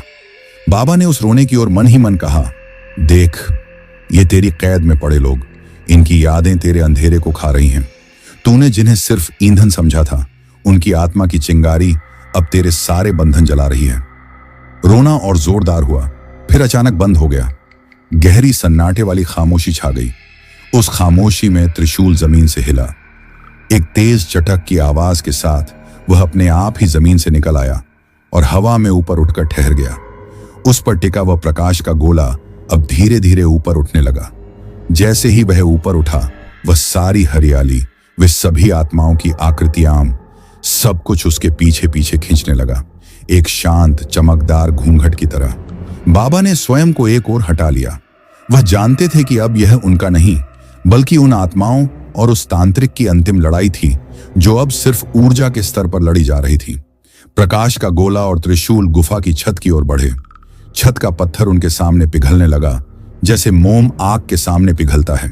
एक सुरंग बन गई जो ऊपर की ओर जाती दिख रही थी, और तभी उस सुरंग से ऊपर से चांदनी आनी शुरू हुई, असली चांदनी। रात का ठंडा नीला प्रकाश गुफा में उतर आया। उस प्रकाश को देखते ही सभी आत्माओं की आकृतियां और भी स्पष्ट हो गईं, और एक मधुर दर्द रहित गुनगुनाहट से पूरी जगह गूंज उठी। यह गीत नहीं था, बल्कि शांति की एक ध्वनि थी। प्रकाश का गोला अब चांदनी में मिल गया। त्रिशूल हवा में क्षण भर झिलमिलाया और फिर बिना आवाज किए बारीक रेत की तरह बिखर गया। उसके बिखरने के साथ ही वह सारी आत्माएं भी चांदनी में घुलती चली गईं। उनकी आकृतियां पारदर्शी हो गईं, फिर धुंधली और अंत में गायब। साथ में वह गुनगुनाहट भी दूर, बहुत दूर आकाश में लुप्त हो गई, जैसे पक्षियों का एक झुंड दूर उड़ गया हो। गुफा में अब सन्नाटा था, असली सन्नाटा। वह दबाव, वह डर, वह कराह, सब गायब था। सिर्फ चांदनी का नीला प्रकाश और टूटे दर्पण के शीशे जमीन पर चमक रहे थे। बाबा ने एक लंबी ठंडी सांस ली। शरीर का हर जोड़ दर्द कर रहा था, मानो सैकड़ों साल का तनाव एक ही पल में निकल गया हो। वह धीरे धीरे उस सुरंग की ओर बढ़े जो छत में बनी थी। ऊपर से ताजी रात की हवा आ रही थी, जिसमें बारिश के बाद की सौंधी गंध थी। जैसे ही उन्होंने सिर बाहर निकाला, उन्होंने पाया कि वह उसी कुएं से निकले थे, पर कुआं अब पहले जैसा नहीं था। उसकी दीवारें अब हरी घास और छोटी छोटी लताओं से ढक गई थीं। कुएं के पास जमीन पर जो काली चिपचिपी मिट्टी थी, वह सूख कर उपजाऊ भूरी मिट्टी में बदल गई थी, और उसमें छोटे छोटे सफेद फूल खिले हुए थे। आसमान में बादल छंट गए थे और पूरा चांद श्मशान के ऊपर चमक रहा था, जैसे एक दयालु नेत्र सब कुछ देख रहा हो। बाबा कुएं से बाहर निकले और अपनी कुटिया की ओर चल पड़े। उनके कदमों के नीचे अब सूखी पत्तियों की चरमराहट नहीं, बल्कि नरम घास की सरसराहट थी। पूरा श्मशान घाट अजीब सी शांति और जीवंतता से भरा लग रहा था। जब वह अपनी कुटिया के पास पहुंचे तो देखा कि उनकी धूनी की राख पर बना वह यंत्र का निशान मिट चुका था। उसकी जगह राख पर किसी ने एक सरल स्वस्तिक का निशान बना दिया था। वह अंदर गए और चटाई पर बैठ गए। शरीर थकावट से चूर था, पर मन एक अजीब सी हल्की विचित्र शांति से भरा हुआ था। उन्होंने आंखें बंद की, तभी एक आखिरी फुसफुसाहट हवा में तैरी, जो चांदनी के साथ आई लग रही थी। वह स्त्री की आवाज थी, पर अब बहुत दूर से, जैसे सितारों के पार से आ रही हो। धन्यवाद साधक, हम मुक्त हैं, पर सावधान रहना, उसका शरीर अभी भी है जहां वह सोया हुआ है। जो शक्ति उसे मिली थी, उसका एक हिस्सा शायद अभी भी वहीं सो रहा है। तूने उसकी आंख तो फोड़ दी और उसकी पकड़ तोड़ दी, पर उसका सोया हुआ शरीर जब तक वह है, कोई और शायद उसे ढूंढ ले। यह कहकर आवाज हवा में विलीन हो गई। बाबा की आंखें खुल गईं। शांति के बीच एक नया डर, एक नई चिंता का बीज पड़ गया था। तांत्रिक मरा नहीं था, उसकी चेतना तो शायद विलीन हो गई थी या कमजोर पड़ गई थी, पर उसका शरीर, उसकी भौतिक कब्र, वह अभी भी कहीं मौजूद थी। और जहां ऐसी शक्ति सोई पड़ी हो, वहां कोई और लालची मन उसे ढूंढ ही लेता है। बाबा ने बाहर चांदनी की ओर देखा। रात अभी भी काफी लंबी थी। उन्होंने फैसला किया, अब वह आराम नहीं कर सकते। उन्हें उस तांत्रिक के शरीर को ढूंढना होगा। उस सोई हुई शक्ति को हमेशा के लिए सुला देना होगा, ताकि कोई और उसका दुरुपयोग न कर सके। पर समस्या थी, वह जगह कहां थी? दर्पण में दिखा वह दृश्य, एक अंधेरी गुफा में लेटा हुआ सूखा शरीर। पर यह गुफा कहां थी? क्या यहीं कुएं के नीचे कहीं और गहराई में थी, या फिर बिल्कुल कहीं और? उन्हें याद आया कि दर्पण में दिखाई गई काले धागों की दिशा। वे सीधे नीचे की ओर गए थे। शायद इसी कुएं के नीचे और भी गहराई में कोई गुप्त कक्ष था, या फिर श्मशान के किसी और हिस्से में। बाबा उठे। थकान को दरकिनार करते हुए उन्होंने एक नई मशाल जलाई। उन्हें वापस उस कुएं में उतरना था, पर इस बार और गहराई में। उन्हें वह सोया हुआ शरीर ढूंढना ही था। रात का दूसरा पहर चल रहा था और अब की यात्रा शायद पहले से भी ज्यादा खतरनाक होने वाली थी, क्योंकि अब वह जानते थे कि जो वह ढूंढ रहे हैं वह सिर्फ एक शरीर नहीं, बल्कि सदियों की कुंठित शक्ति का एक खाली खोल था, जो किसी भी नई चेतना को अपने अंदर समा सकता था। चांदनी अचानक बादल से ढक गई और श्मशान फिर से गहरे अंधेरे में डूब गया। चांदनी के ओझल होते ही श्मशान पर फिर वही गहरा मौन अंधेरा छा गया, पर इस बार के अंधेरे में वह डर नहीं था जो पहले था। यह एक साधारण रात का अंधेरा था, जिसमें सिर्फ चीखें नहीं, बल्कि जंगली जीवों की हलचल और पेड़ों की सांसें थीं। बाबा ने मशाल जलाई और उसी कुएं के किनारे पर आ खड़े हुए। कुएं में अब घास उगाई थी, लेकिन गहराई अब भी उतनी ही अथाह लग रही थी। उन्होंने रस्सी ढूंढी जो अब वहीं पड़ी थी, मानो उनका इंतजार कर रही हो। इस बार वह नीचे उतरने को तैयार थे, उससे भी आगे, जहां तक रस्सी पहुंचती हो। उन्होंने मशाल मुंह में दबाई और रस्सी पकड़कर नीचे उतरना शुरू किया। ऊपर की दुनिया की हवा धीरे धीरे कम होती गई और उसकी जगह वही नम जड़ी बूटियों जैसी गंध ने ले ली, पर अब उसमें सड़न नहीं, बल्कि मिट्टी की ताजा खुशबू थी। काफी नीचे उतरने के बाद उनके पैर ने फिर वही चिकनी मिट्टी छुई, पर आज वहां का नजारा बदला हुआ था। कुएं की दीवार पर वह खोह जहां से वह नीली रोशनी आती थी, अब एक खुले दरवाजे जैसी लग रही थी। उसके अंदर से एक हल्की सुनहरी आभा निकल रही थी। बाबा अंदर गए। ये वही गुफा थी जहां वह यंत्र बना था, पर अब यहां उस यंत्र का नामो निशान नहीं था। जमीन पर हरी घास उगाई थी और दीवारों से छोटे छोटे फूल झांक रहे थे। बीचों बीच जहां यंत्र का केंद्र था, वहां अब एक छोटा सा झरना फूट पड़ा था, जिसका पानी साफ और चमकदार था। पर बाबा की नजरें उस झरने के पीछे बने एक प्राकृतिक मेहराब पर टिक गईं। उस मेहराब के पार एक छोटा सा कक्ष था और उस कक्ष में एक चट्टान को प्राकृतिक रूप से सपाट बने एक स्थान पर एक शरीर लेटा हुआ था। बाबा धीरे से उस ओर बढ़े। झरने की आवाज के सिवा वहां कोई आवाज नहीं थी। जैसे जैसे वह करीब आए, उन्होंने देखा कि वह शरीर एक बूढ़े व्यक्ति का था, जो किसी गहरी नींद में सोया हुआ लग रहा था। उसके चेहरे पर झुर्रियां थीं, पर उनमें एक अजीब सी शांति थी। उसने साधारण सफेद वस्त्र पहन रखे थे और उसके हाथ उसके सीने पर एक दूसरे के ऊपर रखे हुए थे। उसके चारों ओर कोई काली ऊर्जा नहीं थी, कोई डरावनी हवा नहीं थी। सब कुछ इतना शांत और पवित्र लग रहा था कि बाबा के मन में एक क्षण के लिए शंका हुई, क्या यही वह खतरनाक तांत्रिक था? तभी बिना किसी आवाज के उस शरीर के ऊपर हवा में एक धुंधली आकृति बननी शुरू हुई। यह वही बूढ़ा व्यक्ति था, पर अब वह खड़ा था और उसकी आंखें खुली हुई थीं। उन आंखों में न तो क्रोध था, न घृणा। उनमें एक अनंत थकान और एक गहरा पश्चाताप था, जैसे कोई लंबी यात्रा से लौटा हो और अपनी गलतियों का बोझ ढो रहा हो। तू आ गया, आकृति ने कहा। उसकी आवाज हवा की सरसराहट जैसी थी, धीमी और टूटी हुई। मैं जानता था, जब तूने दर्पण तोड़ा तब मैंने महसूस किया, तू वो पहला है जो यहां तक आया है। डर कर नहीं, जानकर। बाबा ने अपना सिर झुकाया। मैं तुम्हारे शरीर को ढूंढ रहा था, इसे नष्ट करने के लिए, ताकि तुम्हारी शक्ति किसी और के हाथ न लगे। आकृति ने एक दुख भरी मुस्कान दिखाई। मेरी शक्ति? वो तो बहुत पहले ही खत्म हो गई थी साधक। जिस दिन मैंने पहली बार किसी मासूम का हृदय निकाला, उसी दिन मेरी असली शक्ति, मेरी मानवता मर गई थी। जो कुछ बचा था वो सिर्फ एक लत थी, एक भूख जो कभी न भरने वाली थी। तूने जो दर्पण में देखा वो सिर्फ उसी भूख का प्रतिबिंब था। फिर यह शरीर? बाबा ने पूछा, उस शांत पड़े हुए शरीर की ओर इशारा करते हुए। यह सिर्फ एक खोल है, आकृति ने कहा, एक कैद। मेरी चेतना सैकड़ों साल से उन आत्माओं को बांधकर रखने में लगी थी, ताकि मैं इस शरीर से बाहर निकलने का साहस जुटा सकूं। पर डर ने मुझे हमेशा रोके रखा। मौत का डर नहीं, बल्कि उसके बाद के सामने का डर, उन सब के सामने जिन्हें मैंने दुख दिया। बाबा को उसकी आवाज में इतना दर्द महसूस हुआ कि उनका गुस्सा धीरे धीरे पिघलने लगा। यह कोई शैतान नहीं था, यह एक भटका हुआ, टूटा हुआ इंसान था, जो सदियों से अपनी ही बनाई काल कोठरी में सड़ रहा था। तूने मुझे आजाद किया है साधक, आकृति ने आगे कहा। उन आत्माओं को मुक्त करके तूने मेरी जंजीरें तोड़ दी। अब मैं जा सकता हूं, पर इस शरीर के बिना नहीं। यह मेरे पापों का प्रतीक है, इसे नष्ट करना होगा, पर मैं खुद नहीं कर सकता। यह कहकर आकृति ने अपना एक धुंधला हाथ बाबा की ओर बढ़ाया, मानो कुछ दे रहा हो। मुझे अनुमति दो, मुझे मेरे अंतिम संस्कार का अधिकार दो।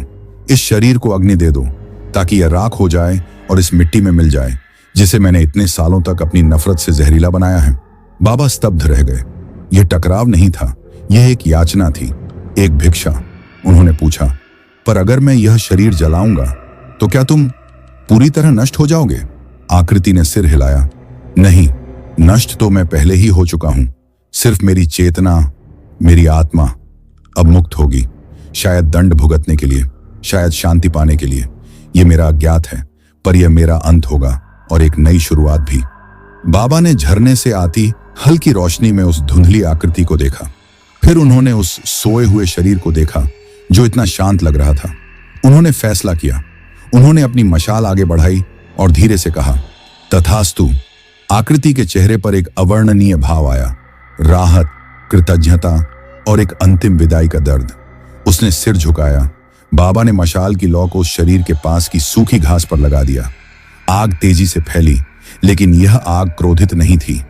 यह एक शांत, स्वच्छ अग्नि थी जिसने शरीर को कोमलता से अपनी गोद में ले लिया। जैसे जैसे आग जलने लगी, वह धुंधली आकृति और भी स्पष्ट होती गई, फिर धीरे धीरे फीकी पड़ने लगी। आखिरी पल में आकृति ने एक बार फिर बाबा की ओर देखा और उसकी आंखों से दो टिमटिमाती हुई रोशनी की बूंदें गिरी, जो जमीन पर गिरकर दो छोटे छोटे नीलकंठ के फूलों में बदल गईं। धन्यवाद। हवा में एक अंतिम फुसफुसाहट रह गई और फिर सब कुछ शांत हो गया।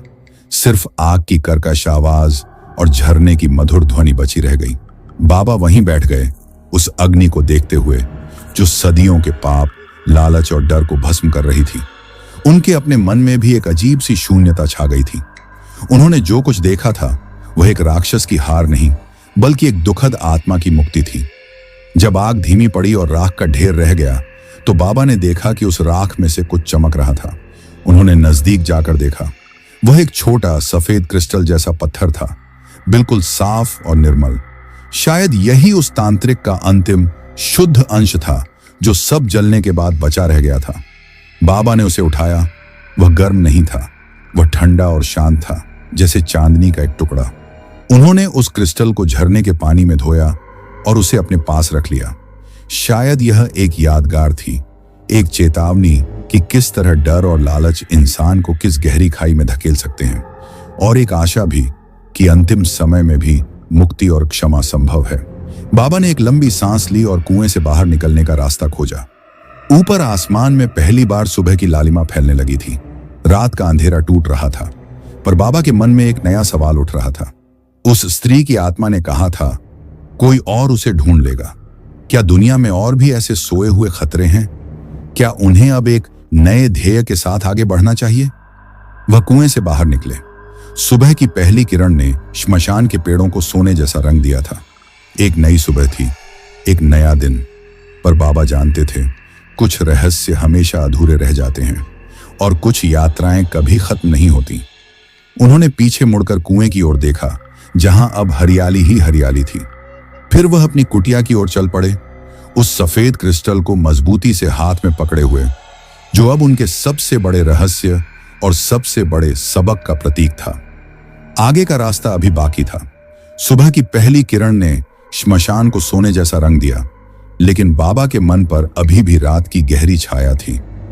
वो सफेद क्रिस्टल को अपनी हथेली में लिए हुए कुटिया में बैठे थे। वह टुकड़ा ठंडा था, लेकिन उसमें एक अजीब सी स्पंदन थी, जैसे कोई दूर का दिल धड़क रहा हो। वह चेतावनी, कोई और उसे ढूंढ लेगा, उनके कानों में गूंज रही थी। तभी उनकी हथेली में रखा क्रिस्टल एक हल्की गर्म चमक से भर गया। चमक बढ़ती गई और उसे निकलकर एक धुंधली त्रिआयामी आकृति हवा में बनने लगी। यह वह बूढ़ा तांत्रिक नहीं था, यह एक युवक की आकृति थी, जिसके चेहरे पर एक अद्भुत कोमलता और एक गहरा दुख था। वह आकृति बोली और आवाज सीधे बाबा के मन में गूंजी, जैसे विचार हो, तूने मुझे जला दिया, पर तूने मुझे देखा भी तो। आवाज में कराह नहीं, बल्कि एक थकी हुई शांति थी। सैकड़ों वर्षों में तू पहला है जिसने मेरे पाप के पीछे छुपे डर को पहचाना। उस डर ने ही मुझे इस रास्ते पर धकेला था। मृत्यु का डर, विस्मृति का डर। बाबा हैरान रह गए। तू वही है, पर तेरा रूप, यह मेरा वह रूप है जो मैं हमेशा होना चाहता था। आकृति ने कहा, जो व्यक्ति मैं उस पहले पाप से पहले था, मेरी चेतना का वह अंश जो कभी नहीं मरा, बस दब गया। तेरी करुणा ने उसे जगा दिया। यह क्रिस्टल अब सिर्फ एक शक्ति का पिंजरा नहीं है, यह एक प्रश्न है, एक विकल्प है। कैसा विकल्प? बाबा ने पूछा। उनकी आवाज में सावधानी थी। आकृति ने अपना धुंधला हाथ बढ़ाया और अचानक क्रिस्टल से निकलकर दो विपरीत दृश्य हवा में प्रकट हो गए। एक तरफ एक युवा लालच से भरी आंखों वाला साधक दिखा, जो इस क्रिस्टल को हाथ में लेते ही उसकी शक्ति को निचोड़ने लगता। उसके अंदर का बचा खुचा प्रकाश भी निकल जाता। दूसरी तरफ बाबा स्वयं दिखे, जो इस क्रिस्टल को श्मशान की पवित्र मिट्टी में दबा देते हैं और उसके ऊपर एक पीपल का बीज रोप देते हैं। सैकड़ों साल बाद वह बीज एक विशाल वृक्ष बन जाता है, जिसकी छांव में यात्री आराम करते हैं, और उसकी जड़ें उस क्रिस्टल को अपने में समेटकर उसे एक साधारण पत्थर में बदल देती हैं। पहला रास्ता ताकत का रास्ता है, आकृति बोली। इसमें मेरी सारी ज्ञान संपदा तुझे मिलेगी, पर उस ज्ञान में वही जहर घुला होगा जिसने मुझे खाया था। एक दिन तू भी उसी भूख का गुलाम बन जाएगा। दूसरा रास्ता त्याग का है। इसमें तुझे कुछ नहीं मिलेगा, सिर्फ यह ज्ञान कि एक भटकी हुई आत्मा को तूने विश्राम दिया। तू क्या चुनता है साधक? क्या तू मेरी शक्ति को अपने अंदर उतारेगा और उसके जोखिम को भी, या फिर तू मुझे और मेरे बचे खुचे प्रकाश को इस मिट्टी में सदा के लिए विसर्जित कर देगा? यह कोई भौतिक लड़ाई नहीं थी, यह बाबा की अपनी आत्मा की लड़ाई थी। एक पल के लिए उस शक्ति का लालच उनके मन में कौंधा। इतना ज्ञान, इतनी साधना, पर फिर उन्होंने उस युवक के धुंधले चेहरे पर छपे दर्द को देखा। उन्होंने उन सैकड़ों आत्माओं की याद की जिनकी चीखें उन्होंने सुनी थी। उन्होंने अपने ही अंदर के उस अहंकार को याद किया जिसे दर्पण ने दिखाया था। बाबा ने आंखें बंद की। उन्होंने गहरी सांस ली और जब आंखें खोली तो उनकी दृष्टि में एक अटल निश्चय था। उन्होंने क्रिस्टल को अपने दोनों हाथों में ले लिया, मानो कोई नन्हा पक्षी हो जिसे चोट पहुंचने का डर हो। मैं न तो तेरी शक्ति चाहता हूं और न ही तुझे इस मिट्टी में दफनाना चाहता हूं, बाबा ने दृढ़ता से कहा। तेरे भीतर का यह प्रकाश, यह तेरा असली स्वरूप, यह किसी पिंजरे में कैद नहीं रह सकता। यह कहकर बाबा ने क्रिस्टल को अपने माथे से अपने हृदय के ऊपर स्थान पर सटा लिया। वह उसके अंदर के उस छोटे से प्रकाश बिंदु से सीधा जुड़ गए, उस लालच और डर से रहित अंश से। उन्होंने अपनी सारी करुणा, अपनी सारी शांति बिना किसी लालच के उस प्रकाश में भेज दी। क्रिस्टल जोर से चमका। वह युवक की आकृति एक दयामयी मुस्कान के साथ और चमकीली हो उठी। धन्यवाद। आवाज एक पंख के स्पर्श जैसी हो गई। इस बार सही चुनाव हुआ। और फिर कोई धमाका नहीं, कोई आवाज नहीं। क्रिस्टल बस पानी की एक बूंद की तरह बाबा की हथेली में घुल गया। एक गर्म कोमल ऊर्जा का प्रवाह उनकी बाहों से होता हुआ उनके संपूर्ण शरीर में फैल गया और फिर बाहर निकलकर श्मशान की हवा में, मिट्टी में, पेड़ों में समा गया। वह आकृति हवा में तैरते हुए प्रकाश के कणों में बदल गई, जो सुबह की सूरज की किरणों में मिलकर हल्की हो गई। बाबा ने अपनी खाली हथेलियां देखी। शक्ति का कोई एहसास नहीं था, कोई विशेष ज्ञान नहीं आया, बस एक अगाध शांति थी, जैसे कोई बहुत पुराना भारी बोझ हमेशा के लिए उतर गया हो। उन्होंने देखा उनकी कुटिया के सामने की सूखी जमीन पर, जहां कल तक कुछ नहीं था, वहां एक छोटा हरा हरा अंकुर फूट आया था। पर यह शांति ज्यादा देर नहीं टिकी। दूर श्मशान के दूसरे छोर पर एक नई, अपरिचित और ठंडी हवा का झोंका चला। किसी ने दरवाजा खोल दिया था। कोई नया खिलाड़ी इस रहस्य के मैदान में उतरने को तैयार था। बाबा की आंखों में चिंता लौट आई। एक अध्याय समाप्त हुआ था, लेकिन कहानी अभी खत्म नहीं हुई थी। वह सफेद क्रिस्टल तो गया, पर उसकी गूंज और उसकी तलाश में आने वालों का खतरा अभी बाकी था। बाबा उस नन्हे हरे अंकुर को देख ही रहे थे कि अचानक हवा का रुख बदला। वह ठंडी अपरिचित हवा जो दूर से आई थी, अब एक गंध लेकर आ रही थी। खुशबू नहीं, बल्कि एक तीखी धातु जैसी गंध, जैसे पुराने सिक्के और सड़े हुए फूल एक साथ मिल गए हों। यह गंध उनके लिए अजनबी थी। यह इस श्मशान की नहीं थी। वह उठे और कुटिया के द्वार की ओर बढ़े। सामने श्मशान के उस पार जहां पुराने टूटे स्मारकों का जंगल था, वहां एक आकृति खड़ी थी। सूरज अभी पूरी तरह उगा नहीं था, इसलिए वह आकृति सिर्फ एक काली सिलहूट थी, पर उसकी मुद्रा में कोई डर या भटकाव नहीं था। वह स्थिर, निश्चल और पूरी तरह सजग खड़ा था, जैसे कोई शिकारी जो अपने शिकार के इलाके का बारीकी से निरीक्षण कर रहा हो। बाबा का दिल एक बार फिर तेजी से धड़कने लगा, पर इस बार डर से नहीं, एक गहरी सावधानी से। यह कोई आत्मा नहीं थी, यह इंसान था, या कुछ और। वह आकृति चलने लगी। उसके कदम धीमे, मापे हुए थे। जमीन पर पड़ी पत्तियां उसके वजन से चरमराई तक नहीं। वह सीधे बाबा की कुटिया की ओर आ रही थी। जैसे जैसे वह करीब आई, सुबह की धुंधली रोशनी में उसका चेहरा उभरने लगा। वह एक दुबला पतला मध्यम आयु का व्यक्ति था। उसके कपड़े साधारण लेकिन साफ सुथरे थे। उसके चेहरे पर एक तीक्ष्ण बौद्धिक चमक थी, लेकिन उसकी आंखें बिल्कुल सपाट और भावशून्य थीं, जैसे दो काली कांच की गोलियां। उनमें कोई उत्सुकता नहीं, कोई लालच नहीं, सिर्फ एक शून्य अडिग ध्यान था। वह कुटिया से कुछ ही कदम दूर रुक गया। उसकी नजर बाबा पर टिकी रही, फिर धीरे से उस नन्हे अंकुर पर घूमी और अंत में बाबा की खाली हथेलियों पर आकर ठहर गई, मानो वह वहां छपा हुआ इतिहास पढ़ रहा हो। तुमने उसे पा लिया, आदमी ने कहा। उसकी आवाज एकदम सपाट और रोबोटिक थी, जैसे भावनाओं का कोई अंश उसमें रहा ही ना हो। शक्ति का केंद्र, वृषण का अंतिम अंश। तुमने उसके साथ क्या किया?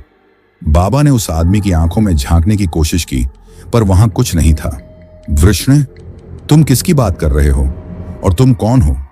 मेरा नाम महत्वहीन है, आदमी ने उसी निर्विकार स्वर में कहा। मैं एक संग्राहक हूं, एक इतिहासकार, उन चीजों का जो दुनिया भूलना चाहती है। और वृषण, वह एक ऐसा तांत्रिक था जिसने अमृता की सीधी रेखा को मोड़ने की कोशिश की था। उसने जो यंत्र बनाया वह सिर्फ आत्माओं को बांधने के लिए नहीं था, वह समय और स्मृति के बीच एक छेद था, एक ऐसा द्वार जो अतीत की ऊर्जा को वर्तमान में खींच सकता था। मैं उस द्वार की चाबी ढूंढ रहा हूं, वह सफेद क्रिस्टल।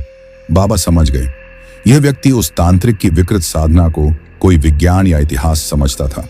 उसकी लालच शक्ति की नहीं, बल्कि ज्ञान की थी, एक ऐसा ज्ञान जो मानवता की सीमाओं से परे था और इसीलिए खतरनाक था। वह चाबी अब नहीं है, बाबा ने दृढ़ता से कहा।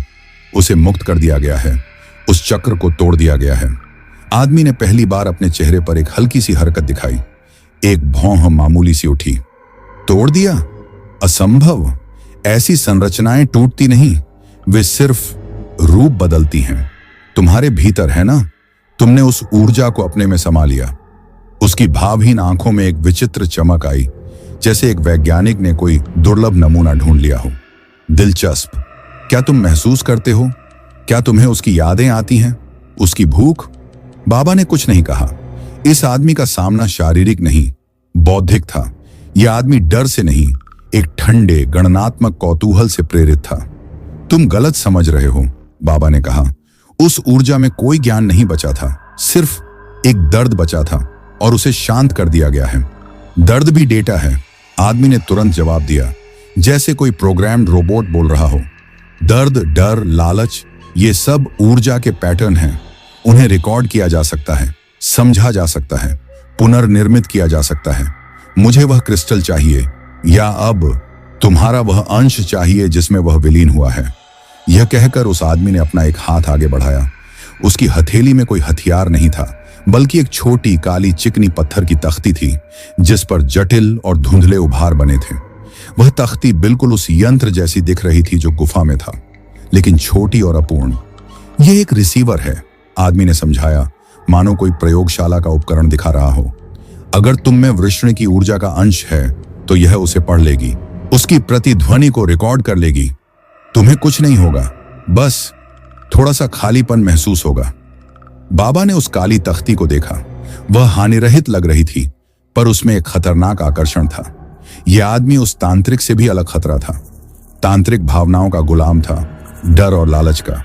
यह आदमी भावनाओं से पूरी तरह खाली था। उसके लिए सब कुछ एक प्रयोग, एक डेटा पॉइंट था, और एक खाली दिमाग एक भरे हुए दिल से कहीं ज्यादा खतरनाक होता है। मैं तुम्हारी मदद नहीं कर सकता, बाबा ने कहा और अपना ध्यान अंदर की ओर केंद्रित किया। उस शांति को ढूंढने की कोशिश की जो क्रिस्टल के विलीन होने के बाद आई थी। तभी काली तख्ती से एक कंपन निकला, एक गहरी अति निम्न स्वर की गूंज जो कानों में नहीं बल्कि हड्डियों में महसूस हुई। वह गूंज हवा में फैली और सीधे बाबा के सीने में जा घुसी। बाबा ने एक झटका महसूस किया। उनकी आंखों के सामने रंगीन चक्कर आने लगे। लेकिन यह दर्पण वाला दृश्य नहीं था, यह उस तांत्रिक की यादें नहीं थी, यह कुछ और था। उन्होंने देखा एक अंतहीन अंधेरी सुरंग जिसकी दीवारों पर संख्याएं और प्रतीक चमक रहे थे। हवा में तैरते हुए टूटे हुए शब्द, स्मृति अंश, ऊर्जा निष्कर्षण, चेतना स्थानांतरण।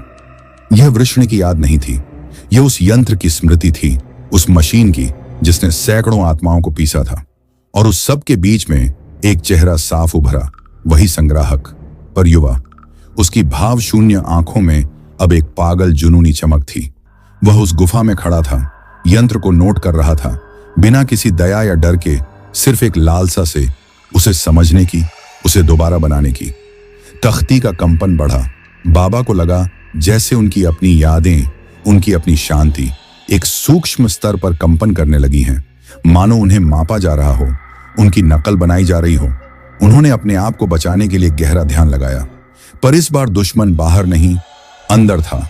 एक ठंडी यांत्रिक खोज जो उनकी आत्मा की निजता को भेदना चाहती थी। संग्राहक की आवाज दूर से आई, रोमांचक, यह प्रतिध्वनि, यह डेटा शुद्ध है। तुम सच कह रहे थे, तुमने उसे नहीं खाया, तुमने उसे शांत किया, पर प्रक्रिया के निशान वे हमेशा रहते हैं। बस मुझे उन निशानों तक पहुंचने दो। बाबा ने अपनी सारी इच्छा शक्ति को एकजुट किया। उन्होंने उस शांति की छवि को याद किया जो क्रिस्टल के जाने के बाद आई थी, उस हरे अंकुर की छवि को, उन आत्माओं के चांदनी में विलीन होने की छवि को। उन्होंने ये छवियां अपने मन के सामने तैरती हुई मूर्त छवियां बना ली और फिर उन्हें एक ढाल की तरह उस यांत्रिक कंपन और अंधेरी सुरंग के दृश्यों के बीच खड़ा कर दिया। एक तीखी चीख जैसी आवाज हवा में काट गई, लेकिन यह आवाज भौतिक नहीं थी। ये दो असंगत वास्तविकताओं के टकराव की आवाज थी। एक तरफ बाबा का जीवंत, भावनात्मक, करुणामय आंतरिक संसार था, दूसरी तरफ संग्राहक का मृत, डेटा आधारित, निर्विकार बाहरी यंत्र। काली तख्ती में एक दरार पड़ी। संग्राहक ने आश्चर्य से उसे देखा। पहली बार उसके चेहरे पर एक ठोस भाव, हल्की हैरानी दिखाई दी। असंभव, उसने फुसफुसाया। भावना डेटा को नष्ट नहीं कर सकती, पर समझ सकती है, बाबा ने जवाब दिया, अपनी आंखें खोलकर।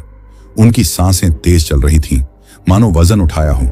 और कभी कभी समझना ही नष्ट करने से बड़ा होता है। तुम जिस चीज को ढूंढ रहे हो वह ताकत नहीं है, वह एक सबक है, और सबक डेटा बिंदुओं में नहीं, हृदय में दर्ज होते हैं। संग्राहक ने टूटी हुई तख्ती को देखा, फिर बाबा को देखा। उसकी भाव शून्य आंखों में पहली बार संदेह की एक झलक दिखी। एक प्रश्न। वह कुछ कहने ही वाला था कि अचानक दूर से श्मशान के मुख्य द्वार की ओर से एक और आवाज आई, एक सामान्य मानवीय आवाज जो पुकार रही थी, बाबा, ओ बाबा, कहीं हो। संग्राहक ने तेजी से उस ओर देखा, फिर बाबा की ओर। उसके चेहरे पर भावों का एक तेज संघर्ष हुआ, जिज्ञासा बनाम सावधानी। फिर बिना एक शब्द कहे वह पीछे मुड़ा और पलक झपकते ही पुराने स्मारकों के अंधेरे में इस तरह समा गया जैसे वहां कभी था ही नहीं। बाबा अकेले खड़े रहे। उनकी छाती में एक नया, अलग किस्म का दर्द धड़क रहा था। शारीरिक नहीं, यह एक ऐसा आघात था जो आत्मा की निजता पर हुआ था। उन्होंने देखा, उनके सामने वाली मिट्टी पर जहां संग्राहक खड़ा था, वहां दो साफ सुथरे पद चिन्ह थे, और उन पद चिन्हों के बीच टूटी हुई काली तख्ती का एक छोटा सा टुकड़ा पड़ा था जो अब बेजान पत्थर लग रहा था। खतरा टला नहीं था, बस टल गया था। और अब एक नया सवाल था, वह पुकारने वाला कौन था? और इस सब के बीच बाबा के भीतर क्या वास्तव में वृष्ण की ऊर्जा का कोई निशान रह गया था जिसे कोई और या कुछ और दोबारा ढूंढ सकता था? बाबा ने सांस संभाली और उस पुकार की ओर मुड़े। एक युवक, कोई 20-22 साल का, घबराया हुआ और हांफता हुआ कुटिया के सामने आ खड़ा हुआ। उसकी आंखें फैली हुई थीं। बाबा, आप ठीक हैं ना? हाँ बेटा, तू कौन है? मैं गांव से हूं देवदास। मेरी बहन, वो बुरी तरह डरी हुई है, कहती है कि एक आदमी उसे देख रहा था। कैसा आदमी? वह कुछ पूछ नहीं रहा था बाबा, बस देख रहा था, जैसे हमें कोई चीज समझ रहा हो। बाबा की नजर जमीन पर पड़े उस काले टुकड़े पर गई। संग्राहक पहले ही कार्रवाई में था। वह आदमी अब कहां है? गायब हो गया। पर बहन कहती है उसकी आंखें, उनमें कुछ नहीं था बाबा, खाली, पूरी तरह खाली। देवदास का डर असली था। यह कोई भूत प्रेत की कहानी नहीं थी। तूने उसे ठीक से देखा? नहीं बाबा, मैंने तो सिर्फ एक ठंड महसूस की, पेड़ों के पीछे से जैसे कोई देख रहा था। और फिर यह मिला। देवदास ने अपनी मुट्ठी खोली। उसकी हथेली में एक चिकना काला पत्थर का छोटा टुकड़ा पड़ा था। वह टूटी हुई तख्ती का ही एक हिस्सा था। बाबा ने उसे ले लिया। उसमें अब कोई कंपन नहीं था, लेकिन वह असामान्य रूप से ठंडा था। यह क्या है बाबा? यह साधारण पत्थर नहीं लगता। तू सही कह रहा है, यह एक सवाल है देवदास, एक खतरनाक सवाल। तभी दूर से एक और आवाज आई, एक बूढ़ी कांपती हुई आवाज। बाबा कृपया। एक वृद्धा एक लड़की को सहारा दिए हुए धीरे धीरे चलती हुई आ रही थी। लड़की शायद देवदास की बहन सिर झुकाए हुई थी। उसका पूरा शरीर कांप रहा था। बाबा, वृद्धा बोली, यह मेरी पोती गौरी है। वह बोल नहीं पा रही, सदमे में है। उस आदमी ने, उसने सिर्फ देखा, घंटों तक बिना पलक झपकाए। बाबा ने धीरे से लड़की का चेहरा देखा। उसकी आंखें खाली थीं, लेकिन भय से भरी हुई नहीं, बल्कि एक अजीब खोई हुई सी मानसिकता में थी। गौरी, बाबा ने कोमल स्वर में कहा। लड़की ने धीरे से सिर उठाया। उसकी आवाज एक फुसफुसाहट थी। वह मेरे विचार पढ़ रहा था। मुझे लगा वह मेरे अंदर झांक रहा है। हर याद, हर डर, उसे डेटा चाहिए था। डेटा, वही शब्द। वह कहां गया बेटी? वह नहीं गया, गौरी ने कहा, और उसने अपनी उंगली श्मशान के उस पार पहाड़ियों की ओर उठाई, जहां एक पुराना टूटा फूटा किला दिखाई देता था। वह वहां है, वह सबको देख रहा है, हम सबको, अपने प्रयोग के लिए। देवदास ने चिंतित स्वर में पूछा, क्या करें बाबा? हम उसे रोक सकते हैं? बाबा ने काले पत्थर के टुकड़े को देखा, फिर गौरी के खोए हुए चेहरे को। संग्राहक सिर्फ उनकी तलाश में नहीं था, वह पूरे इलाके को, उसके लोगों को अपने ठंडे प्रयोग का विषय बना रहा था। यह सिर्फ बाबा की निजी लड़ाई नहीं रह गई थी। हां, बाबा ने दृढ़ता से कहा, लेकिन डर से नहीं, समझ से। उसके पास जो नहीं है वही हमारी ताकत है। वह क्या है?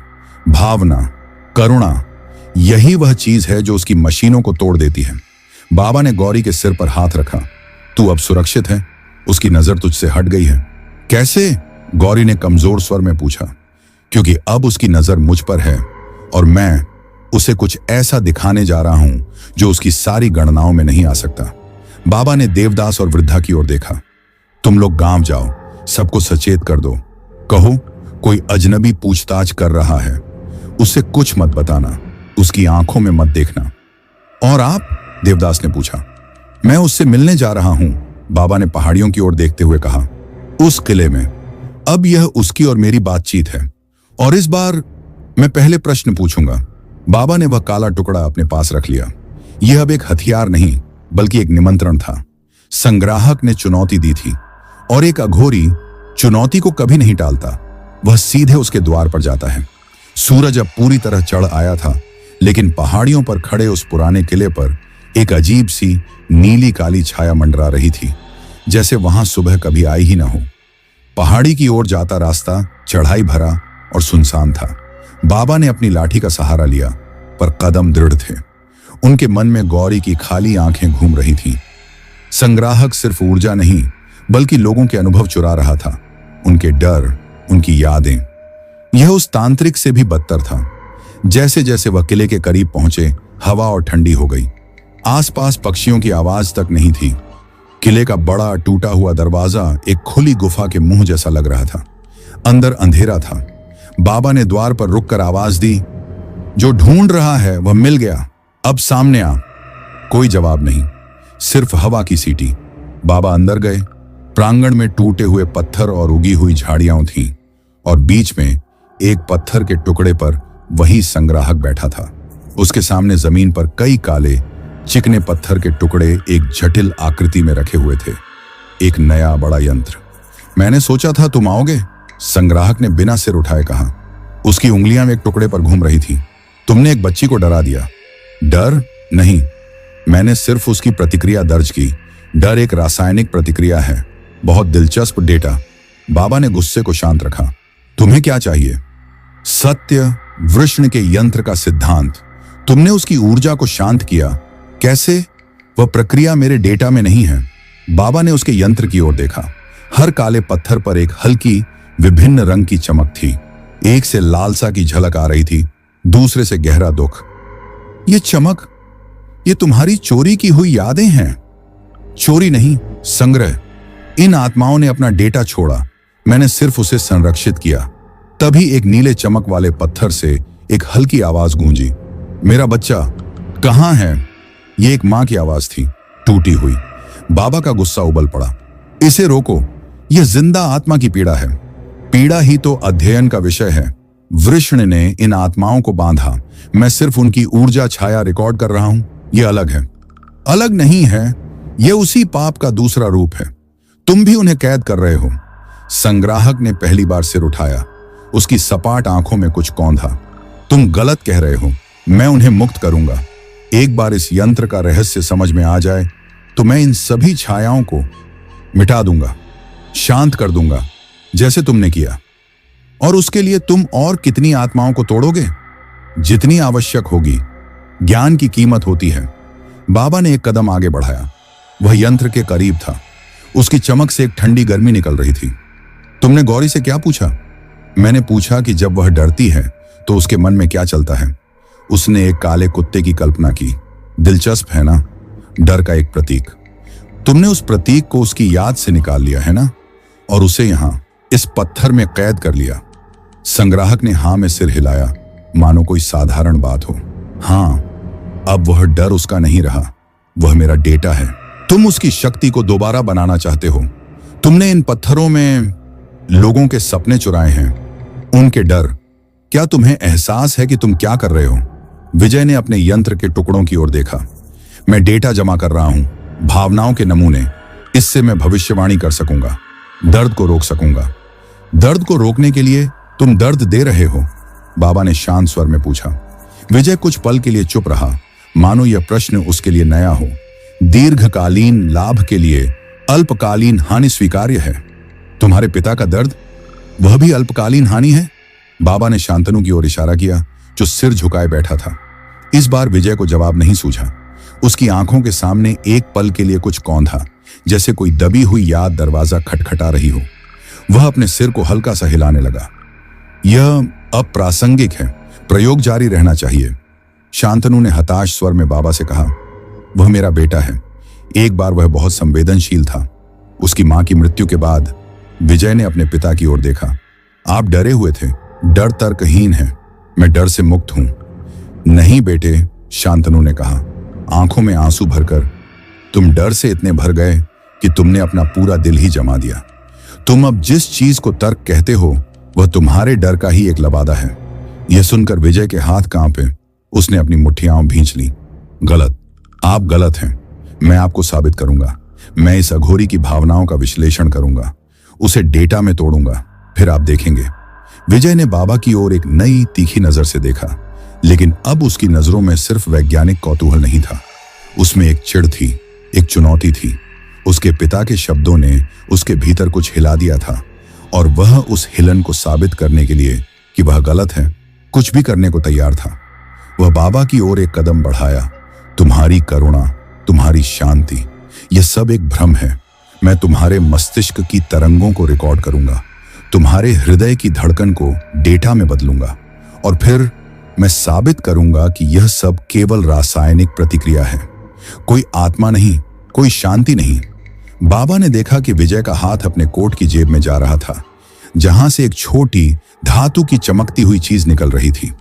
यह कोई पुराना यंत्र नहीं, बल्कि एक आधुनिक बनावटी उपकरण लग रहा था।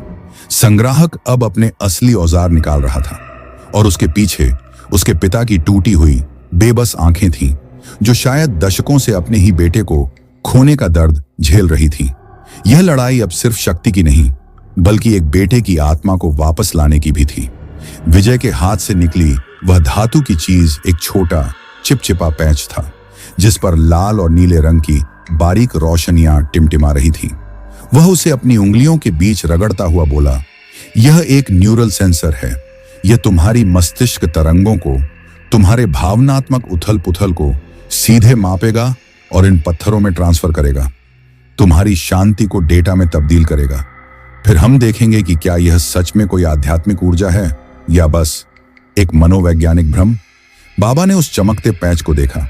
यह प्राचीन यंत्रों से कहीं ज्यादा खतरनाक था। यह सीधे मन को छूने का दावा करता था। तुम समझते नहीं हो विजय, जिस चीज को तुम मापना चाहते हो वह तुम्हारी मशीन की पहुंच से परे है। हर चीज मापने योग्य है, हर अनुभव डेटा है। विजय ने एक कदम और आगे बढ़ाया।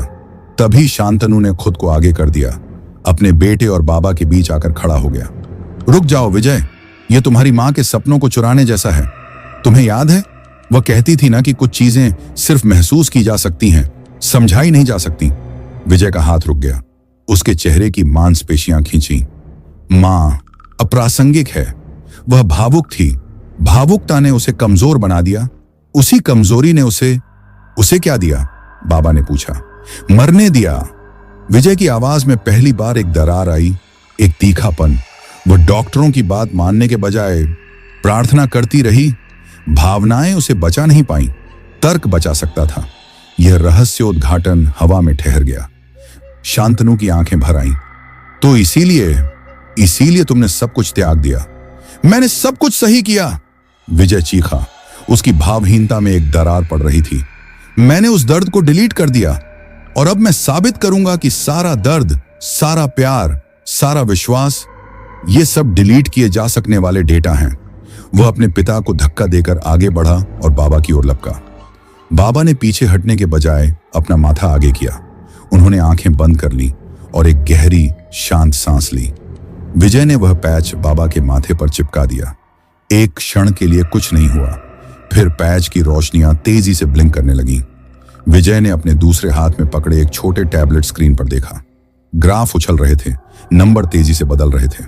देखो, विजय ने विजयी स्वर में कहा, तथाकथित शांति यह सिर्फ अल्फा तरंगों का एक पैटर्न है।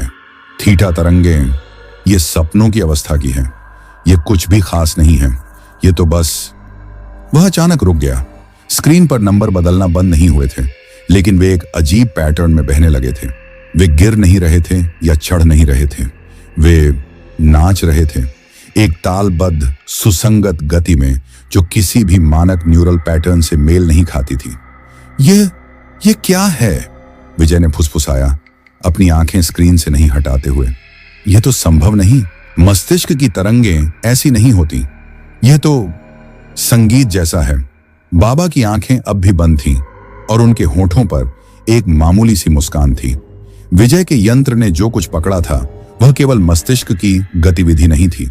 यह वह ध्वनि थी जो तब बजती है जब एक आत्मा पूरी तरह से शांत होती है।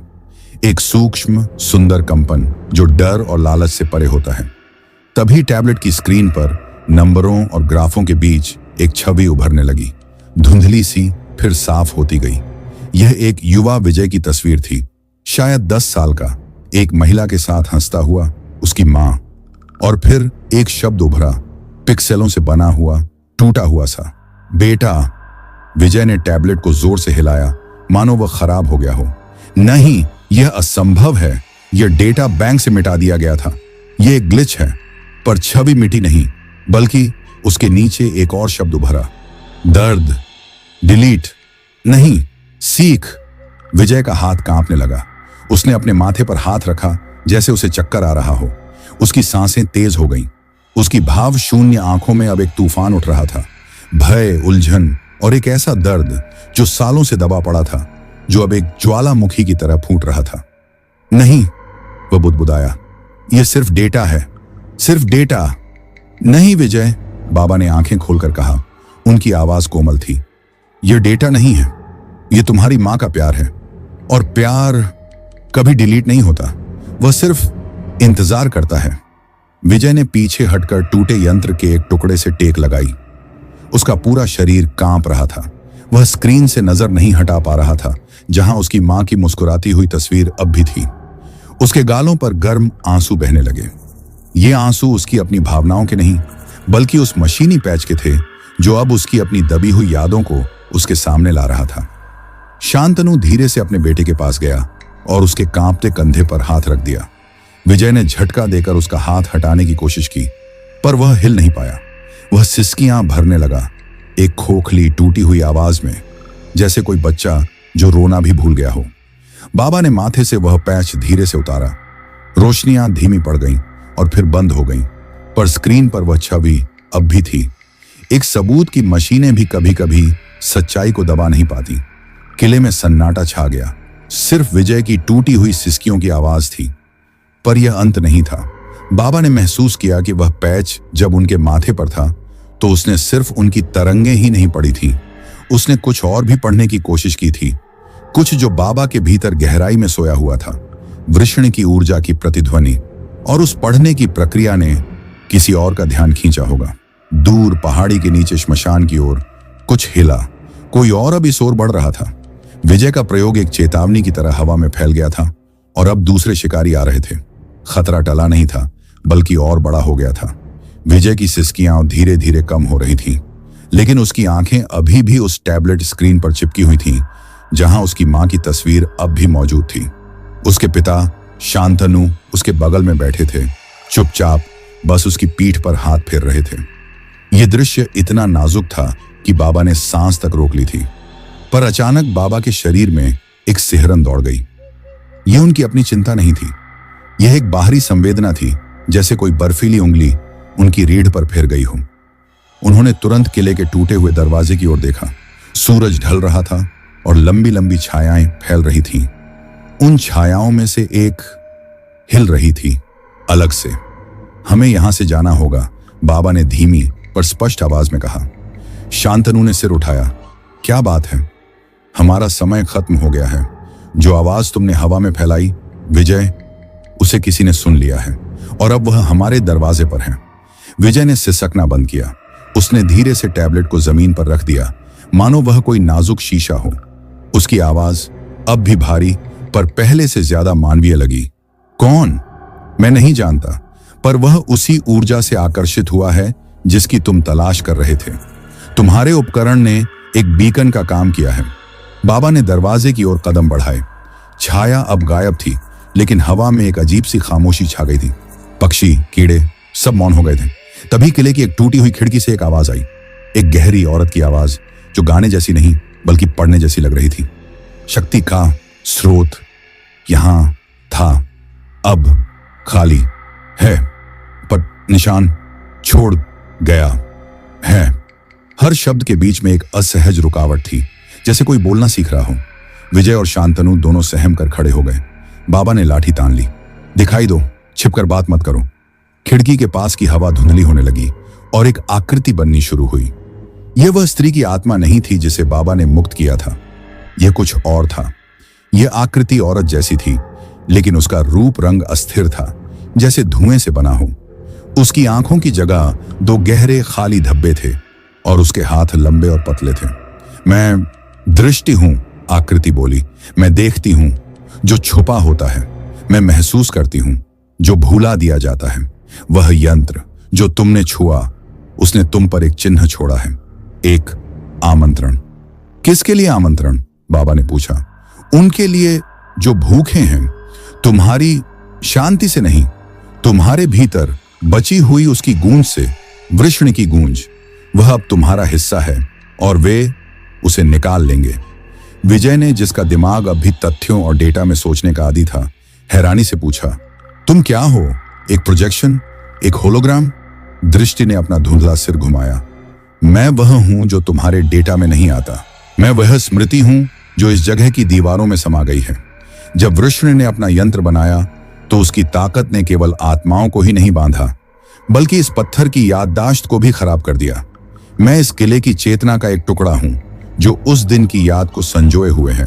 बाबा समझ गए, यह आत्मा नहीं बल्कि एक स्थान की स्मृति थी जो शक्तिशाली ऊर्जा के प्रभाव से मूर्त हो गई थी। तुम क्या चाहती हो? बाबा ने पूछा। चेतावनी, वे आ रहे हैं। संग्रहकर्ता अकेला नहीं था, उसने विजय की ओर इशारा किया। वह एक बड़े समूह का छोटा सा अंग था, एक समुदाय जो भूली हुई शक्तियों को इकट्ठा करता है। उन्होंने विजय के प्रयोग की तरंगें पकड़ ली हैं। वे जानते हैं कि वृष्ण का रहस्य अभी जीवित है तुम में, और वे तुम्हारे लिए आ रहे हैं। शांतनु ने डरते हुए पूछा, वे कौन हैं? वैज्ञानिक? पुरातत्वविद? वे शिकारी हैं। दृष्टि की आवाज में एक डरावनी ठंडक थी। वे शक्ति को नहीं समझना चाहते, बस उसे बेचना चाहते हैं। उसे उन लोगों को बेचना चाहते हैं जो इससे और भी बड़ी तबाही मचाएंगे। तुम्हें जाना होगा अभी। दृष्टि की आकृति कांपने लगी, जैसे उसे बनाए रखने वाली ऊर्जा खत्म हो रही हो। रास्ता पीछे से है, पहाड़ी के पीछे एक गुफा, वह तुम्हें दूर ले जाएगी, पर जल्दी करो, वे बहुत करीब हैं। उनकी लालच की गंध हवा में है। इतना कहते हुए धुआं सा आकृति हवा में घुलने लगी।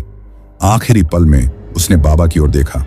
उस गूंज को, तुम्हारे भीतर की गूंज को छुपाना होगा, नहीं तो तुम सिर्फ अपने लिए ही नहीं, हर उस आत्मा के लिए खतरा बन जाओगे जिससे तुम मिले हो। और फिर वह गायब हो गई। किले में फिर से सन्नाटा छा गया, लेकिन अब यह सन्नाटा डरावना था।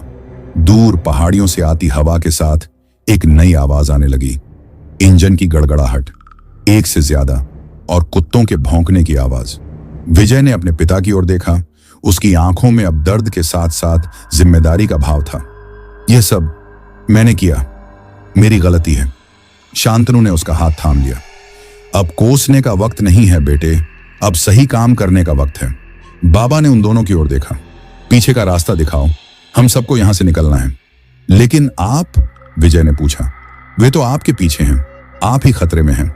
हाँ, बाबा ने कहा, किले के अंधेरे कोने में उस गुफा के रास्ते की ओर चलते हुए। पर अब यह सिर्फ मेरा नहीं रहा, यह हम सब की लड़ाई है, और लड़ाई से भागकर नहीं, बल्कि सही जगह पर मुकाबला करके जीती जाती है।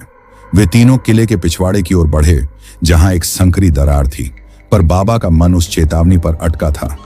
उस गूंज को छुपाना होगा। उनके भीतर की वह गूंज, क्या वह सच में इतनी खतरनाक थी? और अगर हां, तो उसे छुपाने का एक ही तरीका था, उसे और गहराई में दफनाना। एक ऐसी जगह जहां कोई न जा सके, या फिर उसे पूरी तरह से अपने में विलीन कर लेना। पर क्या वह ऐसा कर पाएंगे? या फिर इस नए खतरे का सामना करने के लिए उस गूंज को ही अपनी ताकत बनानी होगी? गुफा का मुंह अंधेरा था और भीतर से ठंडी हवा आ रही थी। पीछे इंजन की आवाज अब चिल्लाते कुत्तों की आवाजों के साथ और तेज हो गई थी। शिकारी आ चुके थे और शिकार अब भी भाग रहा था। गुफा का अंधेरा घना था, पर बाबा, विजय और शांतनु के लिए वह शरण स्थली बन गई। पीछे किले में आवाजें गूंज रही थीं, क्रूर लालची आवाजें। संग्रहकर्ता आ चुके थे। वे गुफा तक आएंगे, शांतनु ने कांपती आवाज में कहा। हाँ, बाबा ने कहा शांत स्वर में, पर हम यहां नहीं लड़ेंगे। तो फिर क्या? विजय ने पूछा। उसकी आवाज अब भावनाओं से भरी हुई थी। हम भाग नहीं सकते। आपने कहा था लड़ाई सही जगह पर करनी होती है। बाबा ने गुफा की दीवार पर हाथ फेरा। वह नम और ठंडी थी। सही जगह यहां नहीं है, सही जगह यहां है। उन्होंने अपने सीने पर हाथ रखा और फिर विजय और शांतनु की ओर देखा। और यहां? विजय समझ नहीं पाया। हमारे अंदर, हमारे पास तो कोई शक्ति नहीं है। है, बाबा ने कहा। तुम्हारे पास तुम्हारी यादें हैं, तुम्हारा दर्द, तुम्हारा प्यार, और तुम्हारे पिता के पास उनकी क्षमा है। यही असली शक्ति है जो वृष्ण की गूंज को बदल सकती है। बाबा ने आंखें बंद की। उन्होंने अपने भीतर उस गूंज को महसूस किया। वृष्ण का अंतिम अंश, अमृता की भूख, शक्ति का लालच। पर अब वह लालच नहीं रहा था, वह एक सवाल बन चुका था, एक प्रार्थना। क्या मुक्ति संभव है? बाबा ने विजय और शांतनु से कहा, मुझ पर हाथ रखो और जो भी याद सबसे ज्यादा दर्द देती है उसे याद करो, डरो मत। शांतनु ने बाबा के एक कंधे पर हाथ रखा, विजय ने दूसरे पर। विजय ने आंखें बंद की। उसने अपनी मां को याद किया, न कि उसकी मृत्यु को, बल्कि वह दिन जब वह छोटा था और बुखार से तप रहा था और उसकी मां उसके माथे पर हाथ रखे पूरी रात बैठी रही थी। एक गर्म कोमल स्पर्श। पहली बार सालों बाद उसने उस पल को महसूस किया, सिर्फ याद नहीं किया। आंसू उसकी आंखों से बहने लगे। शांतनु ने अपने बेटे को याद किया, वह दिन जब विजय ने पहली बार साइकिल चलानी सीखी थी और गिर गया था। शांतनु ने उसे उठाया था और विजय ने रोते हुए भी कहा था, फिर से पापा। उस जिद में, उस हिम्मत में पिता ने अपने बेटे की पूरी आत्मा देख ली थी। बाबा ने इन दोनों यादों को, इन दोनों टूटे हुए दिलों की गर्मी को अपने भीतर उतरने दिया और फिर उन्होंने उस गर्मी को वृषणी की ठंडी भूखी गूंज से टकराया। गुफा में कोई धमाका नहीं हुआ, कोई चमक नहीं, बस एक सुसाइड की आवाज आई, जैसे कोई बहुत पुराना कसा हुआ तार ढीला पड़ गया हो। बाबा के भीतर वह गूंज घुल गई। उसकी जगह एक गहरी अटल शांति ने ले ली। वह सवाल का जवाब मिल गया था। हाँ, मुक्ति संभव है। बाहर किले में संग्रहकर्ताओं के उपकरणों ने अचानक काम करना बंद कर दिया। सभी स्क्रीनें खाली हो गईं। उन्होंने जो ऊर्जा निशानी ढूंढ रहे थे वह अचानक गायब हो गई थी, जैसे कभी थी ही नहीं। उनके नेता ने गुस्से में अपना उपकरण जमीन पर पटक दिया। यहां कुछ नहीं है, बस पुराने पत्थर हैं। चलो। गुफा में तीनों ने हाथ हटा ली। विजय ने अपने पिता की ओर देखा और शांतनु ने उसे गले लगा लिया। कोई शब्द नहीं थे, सब कुछ कहा जा चुका था। बाबा मुस्कुराए। अब जाओ, अपना घर वापस जाओ। तुम्हारा असली काम अब शुरू होता है, एक दूसरे को ठीक करने का। और आप? विजय ने पूछा। मैं वहीं रहूंगा जहां मेरा घर है, श्मशान में। अब कोई गूंज नहीं है जो खतरा बने, सिर्फ शांति है। विजय और शांतनु गुफा से दूसरी तरफ निकल गए, जहां से एक रास्ता सीधे नीचे गांव की ओर जाता था। बाबा कुछ पल और वहीं रुके, उस शांति को महसूस करते हुए जो अब केवल उनके भीतर ही नहीं बल्कि पूरी जगह में भरी हुई थी। फिर वह भी गुफा से निकले और धीरे धीरे श्मशान की ओर चल पड़े। रास्ते में उन्होंने देखा वह नन्हा अंकुर जो सुबह उनकी कुटिया के सामने फूटा था, वह अब एक छोटा सा हरा भरा पौधा बन गया था। जीवन हमेशा अपना रास्ता ढूंढ लेता है। दोस्तों, यह कहानी यहीं समाप्त होती है, पर इसका संदेश हमेशा जीवित रहेगा। सबसे बड़ा रहस्य शक्ति या अमृता नहीं, बल्कि मानवता, क्षमा और प्रेम में छुपा होता है। अघोरी बाबा ने भी यही सीखा। सच्ची शक्ति दूसरों को बांधने में नहीं, बल्कि स्वयं को और दूसरों को मुक्त करने में है। अगर आपको यह रहस्यमय यात्रा पसंद आई और आप ऐसी ही गहन, भावनात्मक और रहस्यों से भरी कहानियां सुनना चाहते हैं, तो चैनल को सब्सक्राइब करना ना भूलें। सब्सक्राइब बटन और घंटी आइकन दबाएं ताकि हर नई कहानी सबसे पहले आप तक पहुंचे। आपका प्यार और समर्थन ही हमें ऐसी कहानियां सुनाने के लिए प्रेरित करता है। आपके कमेंट्स हमारी सबसे बड़ी प्रेरणा है। नीचे कमेंट में जरूर बताएं इस कहानी का सबसे यादगार पल आपके लिए कौन सा था। धन्यवाद। फिर मिलेंगे एक नई रहस्यमय कहानी के साथ। शांति और सद्भाव बना रहे।